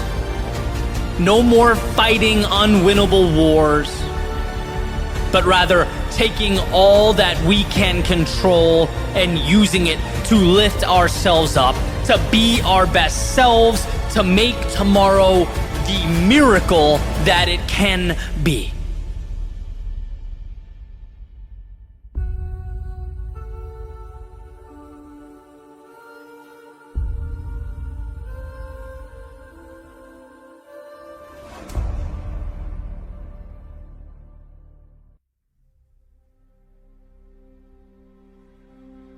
What is the difference? When I think back to the first time I deviated from my comfort zone, my routine, I lost the certainty in my life. And as much as I wanted to go back, I remember telling myself one more day, just one more day, until someday became the current day, and that made all the difference. Day one, starting my company, I remember turning the camera on and feeling so lost saying words into a microphone that I almost didn't press record. But I did. Until one day I realized not only was it bearable, it was my purpose. The vehicle that transported my thoughts to the world, and that made all the difference. During the times when some of the projects I invested the most time and energy into flopped, I remember almost saying, this isn't for me. But I kept creating. I kept creating until I found that intersection of what I love and what adds value to the world, and that made all the difference. What's crazy is how small a decision that difference seems in the moment, how insignificant the decision feels as one stands and looks out from their doorway. The difference between going and not going, stepping out or staying in, making the move or waiting one more day. That difference is sometimes disguised in a cloak of triviality, but do not be fooled. The little decision to move forward, to hang on when your ego is screaming at you to just let go, walk away, find some semblance of comfort and predictability.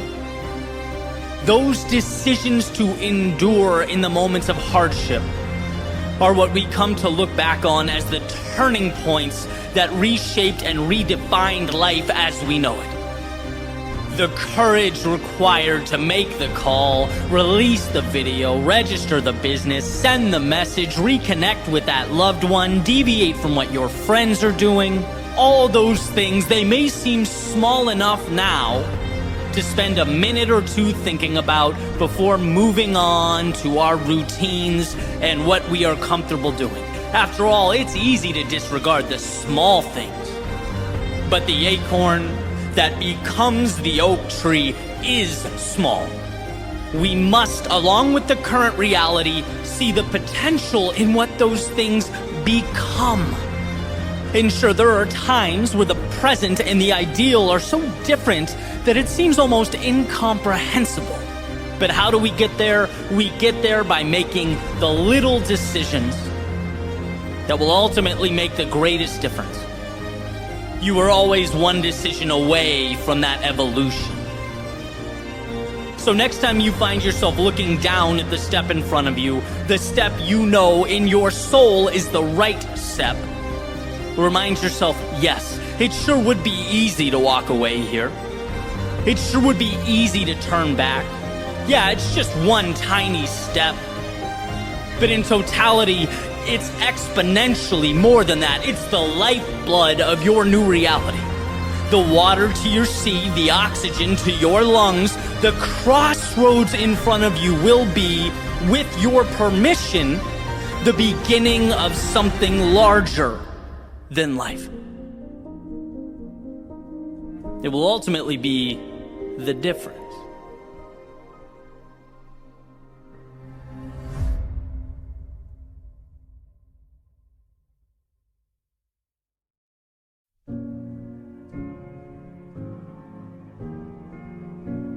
When our backs are against the wall, we're forced to become more. When the clock is ticking, we are tasked with finding answers that hide among us.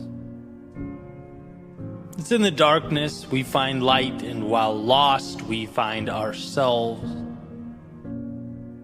The paradox of life is that from our pain comes our purpose, our evolution, and our greatness. I love thinking back to about 2014, making my way around Boston, having just quit my job, essentially purposeless, clinging to a YouTube channel and a podcast idea that I would name Your World Within. And why? Why do I think back? Why does this mean everything to me? Well, because at the time, I knew nothing. I understood nothing. Nothing about speaking or media, audio, video, nothing about running a business. But more importantly, I knew very little about life and what's truly required to progress in a world with infinite moving parts. I didn't know that my lack of understanding is what made everything feel overwhelming and complex, and that it was up to me to simplify. I didn't know the extent to which I'd have to befriend failure. And that was the most eye-opening realization. Because when you gravitate towards a risk-free existence and you box yourself in, as I had for so long, of course you don't get the upside, but you also don't fail as dramatically either. Life was a simple game of cause and effect. Do work, get result, not much room for more than that. And so stepping outside that box in the way that I did changed some rules. I learned some things. First, you can spend time on something, you can exhaust energy on something, and get nothing in the short term for your efforts. And I mean nothing. Unless you count getting your pride stomped on. Unless you count your friends disappearing when you need them most. Unless you count self-doubt and a constant worry about not amounting to anything. I mean, these are very raw, very real human emotions. They tend to arise when we start something new, but in them is also the power. This is where the light bulb turns on and the path emerges. It's where I learned that we only get what we want when we endure what we don't. And what a foreign concept when you think about it, right? It's like, Eddie, take this mic, go stand in front of this audience and pour your heart out. Your knees are shaking, chest is pounding, but dude, trust me, it'll be good for you. And funny enough, it was. It was because the fear in my stomach became the indicator that something new, something exciting, something more was around the corner. Like Pavlov's dog hearing that bell, anytime the fear kicked in, I could feel myself getting closer to something meaningful, to a higher version of myself. The pain is an invite. The sheer terror, and let's face it, that's what it feels like sometimes, it's an upgrade. Disguised as the monster that you think you should be running from. When it is, as I recently mentioned, the adversary you should befriend. We have to change our relationship with discomfort because our initial understanding, the one that comes stock in our minds, is never sufficient to build anything of significance. Its default setting is to preserve the now, not expand it. And so just like those stock speakers that came in my 1999 Ford F-150 when I was in my early 20s, let's rip it out. Let's customize. Let's upgrade the quality of the sound we hear and the things we say to ourselves. What an advantage it is to know that the hard things are what make us level up. To find that awareness. What a blessing that when life's difficulty startles and scatters the masses, you could be the one that remains. Standing tall, seeking out the advantage amidst the commotion. Every little act of courage becomes more and more meaningful, powerful. But we must lose ourselves to find ourselves. We must embrace our fears if we are to become courageous. We must fail in order to succeed. And sure, sometimes the price seems steep. But I promise, not going costs more. Wishing costs more. If onlys cost more. So maybe for you it isn't a YouTube channel or a speaking career. Maybe it's something totally different. But it is something. And should you bring yourself to pursue that which your heart pulls you to pursue, you'll have those moments of defeat where you're mad at yourself for leaving the comfort and safety of your previous world. You'll have times where you have no idea what to do, where you feel alone or stuck or unsure. The difference will be whether you see this as the invite you've been waiting for or the reason to turn around and settle for less. That's the question. How do you internalize all that emotion that will feel like it is consuming you? I couldn't believe how strong that temptation was to go back, nagging at me every day. Just come off the edge. Just be comfortable again. But as my old coach would say in college, when we're doing wall sits or something physically taxing, 15 seconds. You can do anything for 15 seconds. And isn't life just a culmination of 15-second windows? It's compartmentalizing the process. It's turning the difficult into the advantageous. You have the ability to not think like everyone else. You have it within you to rewire your previous conceptions of the world, To see darkness not as your reason to hide from conjured up monsters, but as your invitation to become the light.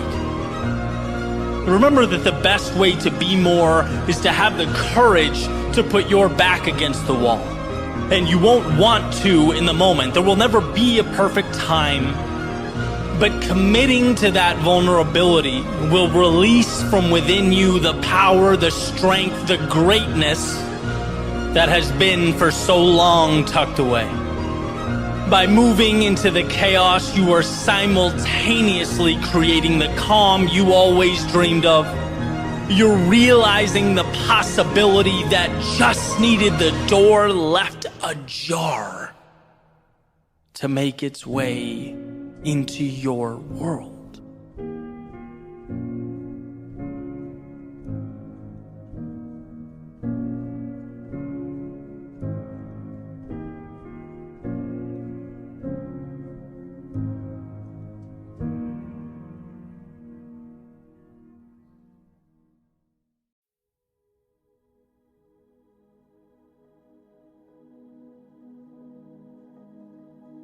Don't you dare reach for your pocket, I told myself. In fact, take that phone and go put it in another room. Shut your internet off, set your devices to do not disturb, and think. Please, think. You are losing yourself to distraction. Or as Cal Newport puts it, we're in a world that demands more thought, more deep work than ever before, while we all simultaneously become more and more incapable of that focus. And to me, it feels like more than a chuckle at our outrageous screen time or a self-deprecating joke about how reliant we are on our phones, the dopamine hit. I think it's antithetical overall to what we need, to where we find our purpose. Which is a dichotomy that's frustratingly true with so many things. Like that balance. For me to have a digital business that means so much to me, that I'm so proud of, but also tiptoeing around that same digital world like it's a hungry lion capable of devouring me. That's a real feeling. It's water that's foundational for life, but in too large a quantity will kill. It's the sun that, while integral and responsible for this planet as we know it, also has no problem ending, anything that's too openly exposed to its rays, to its heat. There's always a sweet spot between too much and not enough. Right? That happy medium, that intersection is why we're all here. Because when I don't take time to deeply think, when I lose the big picture, I remain in a cycle of routine. And sometimes that's great, right? Morning routine is great. I don't really have to think about it. I'm programmed. Things like driving a car, as Duhigg explains in The Power of Habit. Your foot stepping on the gas. It's involuntary, and thank God for that. But one must be able to step outside that loop and ask the big picture questions. We have to make time to at least roughly chart the course. And it'll change. Life will present its obstacles, but we'll have at least parsed out what matters and what doesn't. When life is all habit and reflex, when you've lost the ability to examine the self because 1 minute alone with your thoughts is agonizing, well, you won't be able to see past the surface of who you are and what you're capable of. I want to be clear here, this is not me complaining about perhaps the most prosperous society ever to exist. This is me saying, there are some dangers that we way too easily overlook. That when you outsource your thinking, you outsource your future. And it's not hard to fall into that trap. I just referenced the book Deep Work a few minutes ago. I think it's one of the most important books someone can read in this day and age. You know, Cal Newport talking about separating ourselves from distraction. And I remember the day I first listened to that book, I was sick, so I wasn't on my usual run. I was walking, and because of that, I felt this urge to, as the book was playing, to reach into my pocket and check for notifications. And it really was eye-opening. It's like we are scared to completely immerse ourselves in solitude. But solitude is where we uncover so much. Silence is where we hear what our souls have to say. It's where we understand who we are. My favorite Joseph Campbell quote, "The cave you fear holds the treasure you seek." And man, I hate to say it, but I think being alone, even for a short period of time, is that monster lurking in the cave.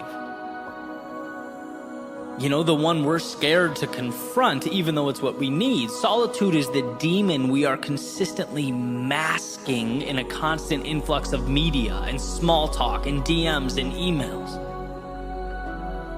You know, that stuff has its value, but it's not real. In the sense that I find it disconnected from purpose. So here's something that I've been doing, and you know, I would suggest that you give it a try. It's been certainly helpful in my life. And start small, even if it's 15 minutes, but take a walk by yourself. No phone. And it's challenging at first because, you know, you want to be consuming something, even if it's, you know, educational, valuable, still, right? No phone. Solitude. Think about life. Think about who you are. Think about what you've always wanted and where your current reality aligns. Think about how much you have and how lucky you are. Think about any or all of these things, but think. Let your mind go where, amidst the push and pull of life, you don't often let it wander. For example, some thoughts from my walk today. Some of it random, sporadic noise, some of it more valuable than others, but all of it valuable because the process in its entirety is valuable. You know, I spent some time thinking about the week ahead, the things I'm excited about and how to prepare for them, and realized one of them I didn't want to do. I then had that debate with myself, well, do I not want to do it because it doesn't align with my goals or because it makes me uncomfortable? Came to the conclusion that I think it's the latter, so it's staying in my schedule, but I'll reassess. I thought about Florida. I consistently think about how lucky I am to be down here after living in so many cold places. It's just such a beautiful environment, and you know, one that I don't take for granted. I thought about a statement I just heard from a professional athlete after his surgery, talking about how hard it was on him, but that he would rise from the ashes and he would have the best year of his life. And, you know, my mind went to one of the most important rules of leadership, that it's not about you or your rise or fall, right? To lead is to make it about the team, about the overall goal. And how grateful I was to come across that video, to see that and really dissect it.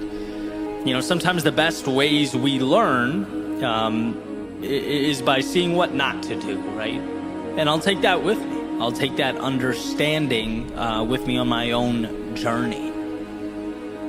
Last thing I remember, I thought about some of the books I've been consuming. I've taken in an insane amount of books over the years, but I practically stopped reading physical books, right? And now I consume mostly on Audible or other audiobook methods. Made me wonder whether the value is equivalent. How much that varies from person to person, maybe something to research later, right? That's all I remember as I sit here now. But the point is, you know, this is stuff that if I don't immerse myself in solitude and break through the barrier of boredom, I don't get to. You know, and maybe you go through a week where you don't find much. But as the saying goes, right, one idea, one concept, one epiphany can truly change the dynamic of your life. It could change everything, right? There are answers just beyond the realm of distraction we operate in.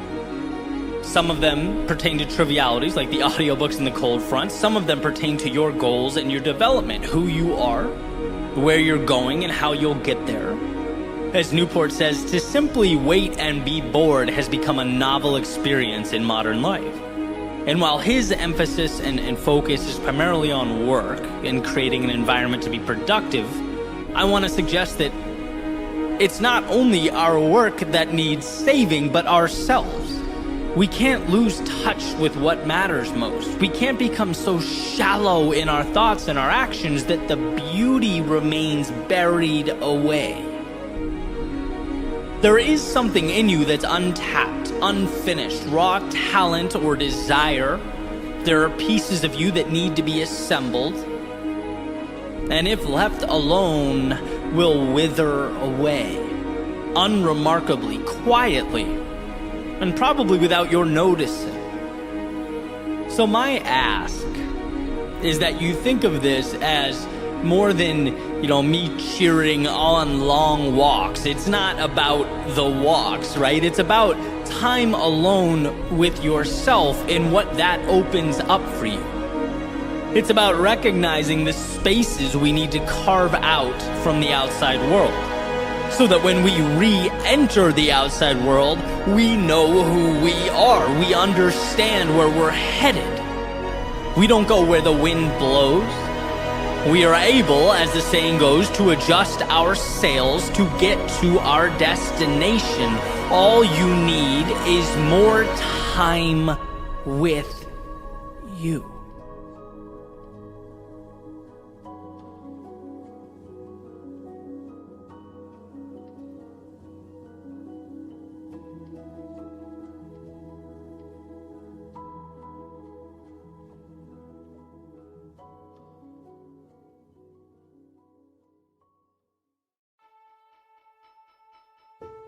What's one thing I wish I knew when I was younger that I think people could benefit from today?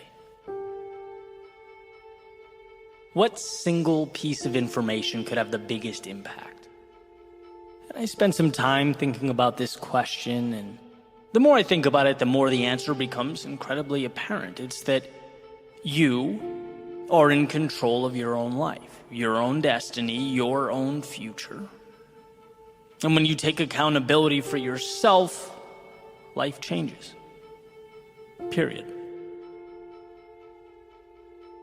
And if you thought that was obvious, I would advocate taking a look around. Maybe a stroll through social media, the Twitters and Instagrams and TikToks of today. And no, that's not the real world, but it's certainly a microcosm of the real world. What do you see? Well, you see chronic blame. I don't like where I'm at or things are, so that must be your fault or their fault or someone else's fault.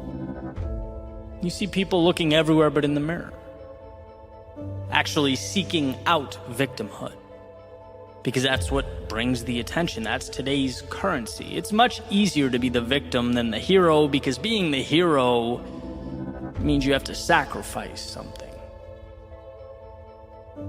It's people saying the news or some institution or the federal government is the problem. And if those things would only change, then we'd be good. Let me explain why I think this mentality is self-sabotage, and why I would take younger me by the hand and I would say, listen to what I'm about to tell you. Where you start is often outside of our control. Let's be real, life is not fair. We don't all get dealt the same hand. But this next part, as I once heard Will Smith articulate beautifully, is the same for everyone. What you decide to do about it right now is what matters. And that is the control that we all have. It's not your fault where you start, but it's your responsibility to choose where you end up. You can shake your fist at the sky, or you can start building a life that matters to you. It's easy to blame the world, to be the victim, at least in the short term. But a fulfilling life is about meaning. about fighting for something valuable, about evolving into the version of yourself that you always knew in your heart you could be. You just had to unlock. See, no one down the road was ever happy with themselves for blaming the world while they bitterly remained stagnant. I would say to a younger me, worry less about how you're perceived and think more about who you are, what you're capable of, because that you can always control. Stop losing yourself in the news or whatever the narrative of the day is.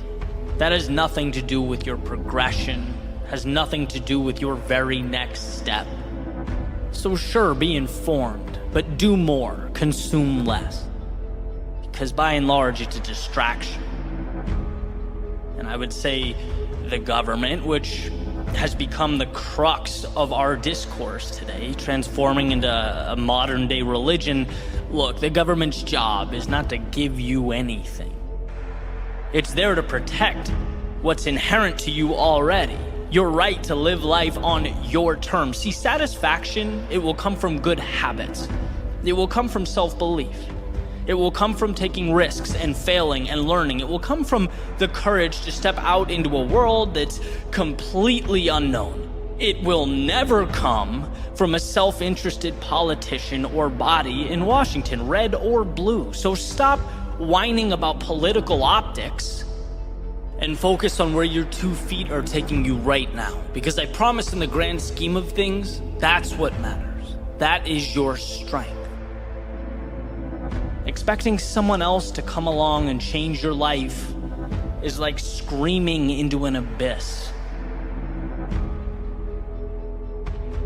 I would say to my younger self, when you start looking around and seeing what everyone else has, and beating yourself up for not being as good or feeling like you're behind, look, it's great that their success motivates you, but dwelling on it won't make your life better. Life is a race between you and you. It's a fight between yourself and those thoughts that constantly knock on the door, looking to settle into your psyche. If you defeat that demon, you'll be where you want to be, regardless of where others are. You're right where you need to be, so keep your head up and keep moving forward. I'd explain that to become something more, to change, requires a sacrifice that feels so substantial, so big at first, that it bullies most people into staying right where they are. That to become something new, you have to learn to play the fool, to get humbled. You have to change your relationship with short-term failure. And that's not easy. But taking control of your life is not supposed to be easy. Only worth it. They're different. And I can certainly look back at my own life, think about the times where I was so busy pointing out that I didn't even think to point the finger at myself. I was so worried about life being unfair that I existed in this temporary state of paralysis, the whole time not knowing that I could have been stepping forward. Could have been tapping into the single greatest power I possess, control over my own life. See, every time you feel anger or the need to blame those around you, you're taking the spotlight off of what matters and placing it on things detrimental to where you want to be, to your journey and your future. Even the most unjust, arbitrary things. Let's say you didn't get that promotion you were beyond qualified for, or you were mistreated by someone, or things didn't go the way you wanted them to. You can fill in that blank, but refusing to blame others and immediately taking responsibility, again, even in a situation like that, it gives you one of the greatest advantages in life. It gives you that gift of control. You can now assess the situation. You can now ask yourself, hey, what can I do to change this? You can delve into the why, find the lessons and the value. You can come back and reapproach this thing stronger. Because to blame others, to take on that role of victim, it's essentially living life in the passenger seat. It might be easier, Might be less work, less responsibility, but what you never have is control over where that car goes. But when you own it, when you say, hey, maybe it's not my fault, but look, it's mine now. It's my responsibility, the good, the bad, every aspect of my life. It puts you in position to change things, to take the wheel and reroute to a destination of your choosing. So that would be my message to the world. I know it's not an easy road. I know life is unfair. I know things aren't perfect, but the best thing you can ever do for yourself is say, you know what? This is mine to own. And I'm going to look around for that light switch that will create momentum. That little decision that will get the ball rolling. I'm not going to sit back, shake my fist, and blame life. I'm going to walk out that door and create life. That's where you'll find what you're truly looking for.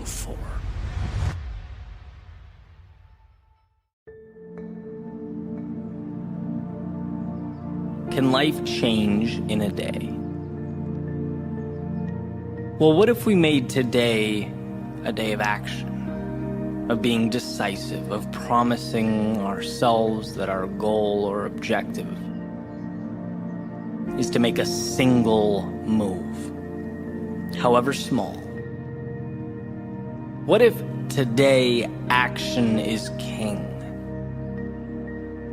And we live by the notion that whether the result of our courage is good or bad, whether it's the result we hoped for or the one that we didn't, at least now we have something to work off of.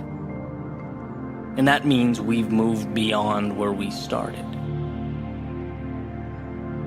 What if today we live by the notion that a vision can change our lives? But a vision without that small step is powerless. And today we take that small step.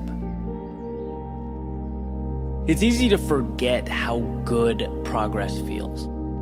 How incredible it is to know that we're moving towards something meaningful in our lives.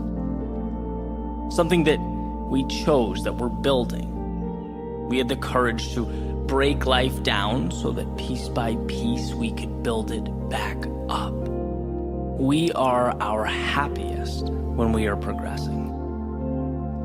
We're designed to map out the unknown, unexplored territory to make it our own.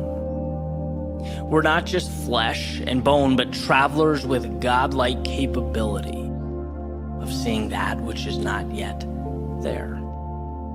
And with an idea and courage, there's nothing we can't do.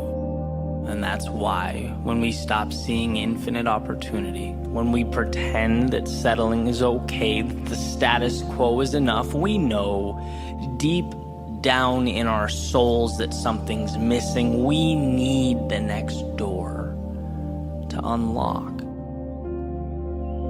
So today, let's find just one door that we can open. Remind yourself of the shock wave that goes through your system when inspiration guides an idea and progress turns that idea into reality, because momentum connects every aspect of life. Not hitting the snooze button can mean seeing the sunrise, which can mean you read 3 pages in a book you wouldn't have read, which could mean your day improves, which could mean you make a call that you've been meaning to make, which could mean a dozen wheels start turning, not because you did everything, but because you did one thing. Today can be the day that changes your life. And you don't even need the miraculous to make that happen. You just need to push back against the normalcy of your everyday. Create little microcosms of chaos that you can tame, you can understand, make your own, and then stack on top of each other.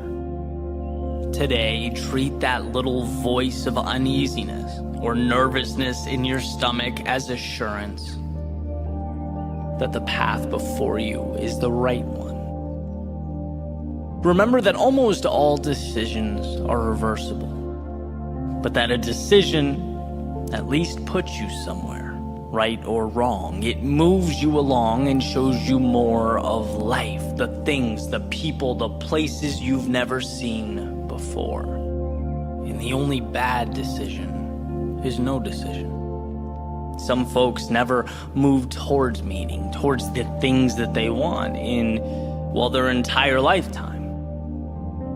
Because they didn't realize it wasn't an earthquake they needed to shake the old world at its foundation. They needed to make one decision. One decision that might be wrong, but at the very least would reassure them that wrong decisions aren't fatal. A decision allows you to remap a new reality and take another step and another and another. You can change your life today by picking your arena and simply stepping into it. You don't need to be the best or the greatest or the most innovative. No, that's for another day. Today, if you want to change your life, open the door and step in. You'll be amazed at what transpires.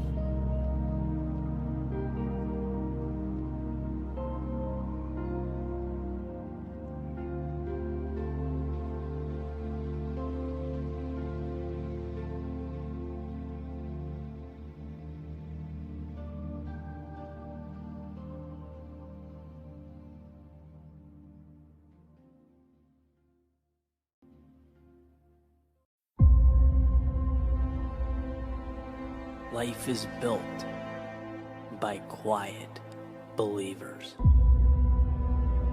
Those who see what is not and transform all that is. Who poke holes in truth and embrace the absurd. The ones who dream while awake and cherish every moment. See, for the quiet believers, it's not about talking. There's nothing to really talk about. Words are just noise. It's footsteps that inspire. It is the journey that tells the story. And what quiet believers understand is the subtle line that separates truth and perception. They get that dancing to a beat means sometimes you dance alone. And as Nietzsche points out, sometimes they're even thought to be crazy by those who can't hear the music. In this life, no one comes up, places a hand on your shoulder and pronounces that your future is great. No one looks you in the eyes and says they can see the life you'll build, money you'll make, or shape you'll be in. No, that doesn't happen until the next life, the one you've yet to create. So patience.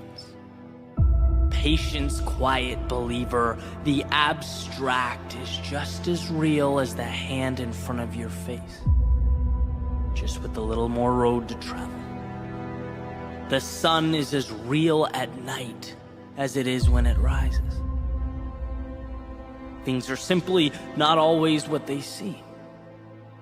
The impossible, the unimaginable, they're stories that need to be transcribed from one's mind to the paper in front of them. They need a delivery mechanism, and quiet believers, they quietly scream with a megaphone so loud the world can't help but listen, because ready or not, it will be shaped and reshaped again. Every moment is a new beginning. They are the wizards that flew around in a young author's head before she courageously shared the magic. The feeling of that game-winning shot making its way through the basket after school in a North Carolina driveway.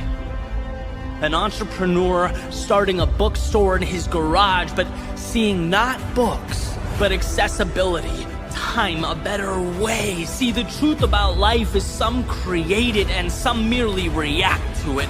And well, you hold the pen. So dream away, quiet believer. Because you have a world to construct, mountains to climb, oceans to cross, and stories to tell. Quiet believer, today is yours. And those changes, they'll propel you. The naysayers will inspire you. The stars, they will guide you. Shining bright as a reminder that you are made of the very elements lighting your path. You are an architect.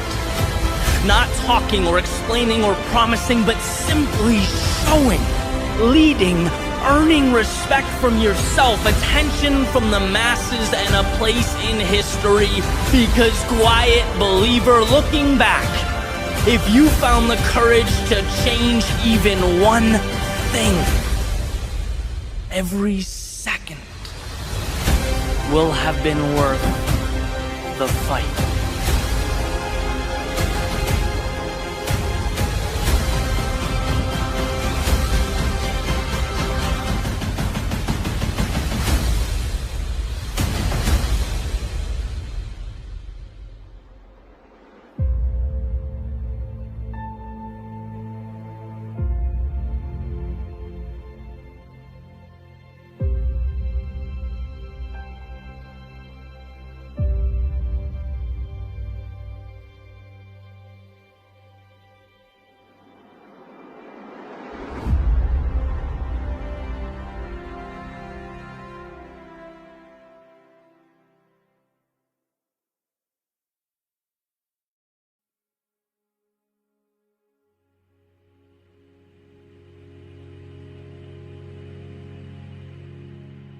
There has to come a time when it's now or never.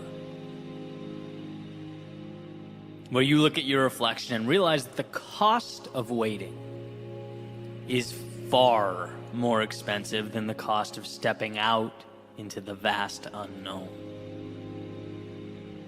In every journey, that's when life effectively starts. But here's why this is so tricky. What's caught me off guard so many times in my life, it's the many shapes that waiting takes. See, waiting is not always sitting there and doing nothing, not at all. Sometimes waiting is just the bare minimum. It's moving forward so slightly and so slowly that you can essentially trick yourself into thinking that you're progressing, into thinking you're making it happen. When if you really stopped and looked, if you were honest with yourself, if you really took a second to review, to analyze, you'd see that you're leaving almost everything on the table. You're not creating progress, you're dancing with the idea of progress. Sometimes waiting can mean just going fast enough to not have to look at the fear you're hiding behind. That's reality, right? I think it's a very normal thing, but I also think life is too short for normalcy. I think we can do better than normal. And I believe with all my heart and soul that the world has for us the spectacular. Sitting there on the top shelf, waiting for those who can acquire the self-belief and the awareness to reach out and grab it. And how crazy a thought to realize that we could have been sitting next to the very thing we've needed for days, months, years, but never taught ourselves to extend our hands and reach. When I look back, the most important moments in my life were not tangible acquisition. And see the flashy things that try and capture our attention, right? The money, the condos, even social media growth, business growth, whatever it is you're working towards. Right? Those things are wonderful. They are benchmarks that hopefully align with your North Star, but they are not the difference makers. Not at all, right? They were the byproduct of what really mattered. They weren't the moments that moved the needle. My greatest moments were mental shifts, cognitive transformation. That's why I do this for a living. I see how much can change when we step back and look at life just a little differently. It was my realizing that I was demanding too little of myself.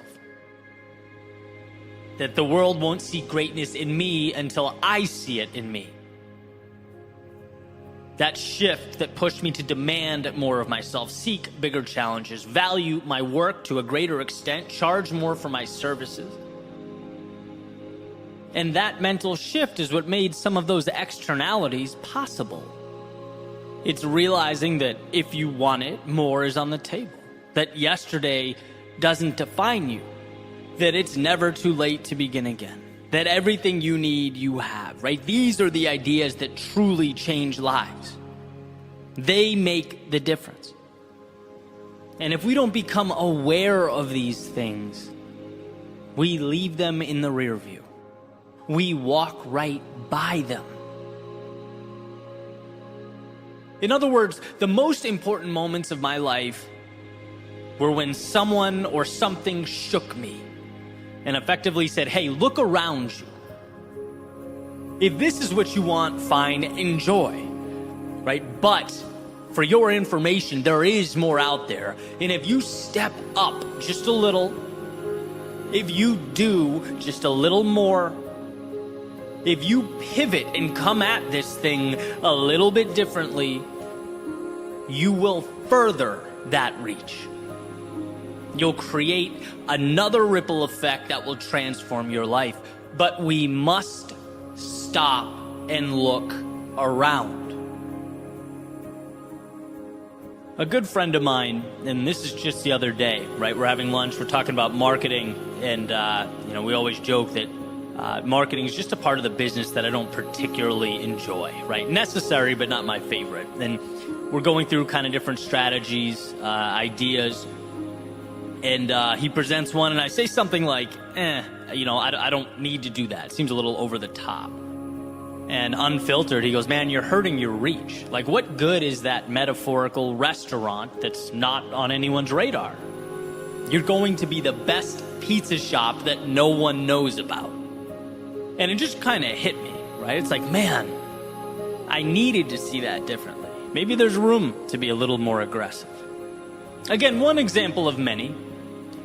And not every time is the idea or opportunity the right one or necessary one, right? But at least you stopped. At least you thought about it. At least you contrasted where you are with the potential upside of doing something differently.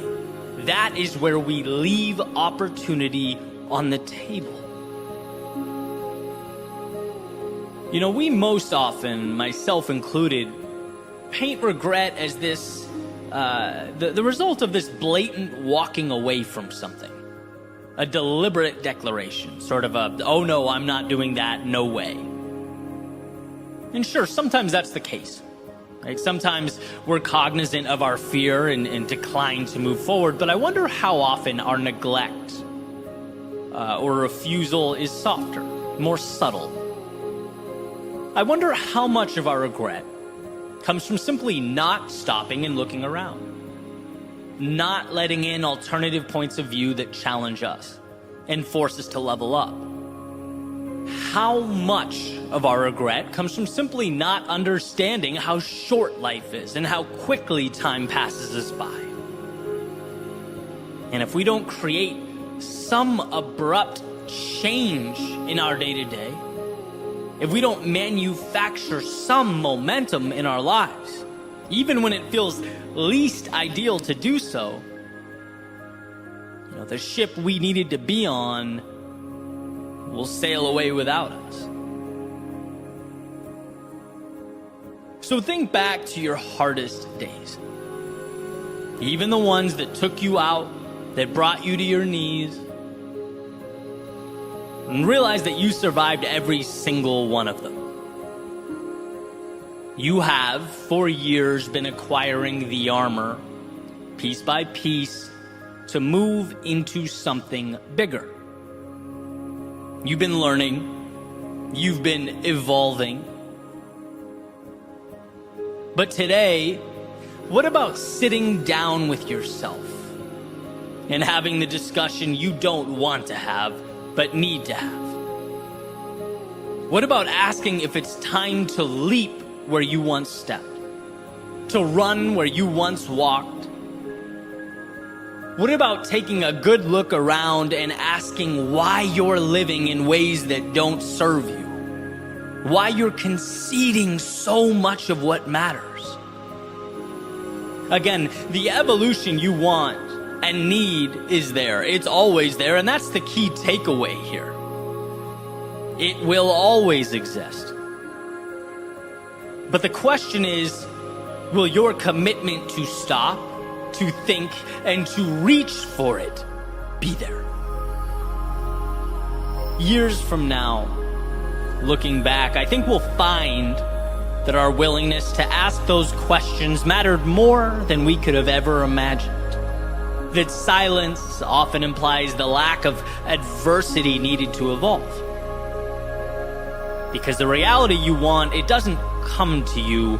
You must go to it. And that means reapproaching today's normalcy and comfort, seeing those things for what they are, a continuation of the status quo. Nothing changes until you change. So take a look around, examine those pillars holding up your worldview. Not once, but over and over again. And if one, many, or all of them must be knocked down, then so be it. The point here is that you can build. The point here is that life happens on your terms, whether you realize it or not. That doing nothing is accepting what things are. It's a head nod and a thumbs up to reality as is. So again, ask yourself what you want out of life. And if you are missing that mark, tear down what must be torn down. It might be hard now. It might hurt now. It might be uncomfortable now, but when you're eventually standing upon an existence that aligns with who you are and what you want, you'll see how necessary it all was. How it was there the whole time. And thank God you found it within yourself to reach out and take it.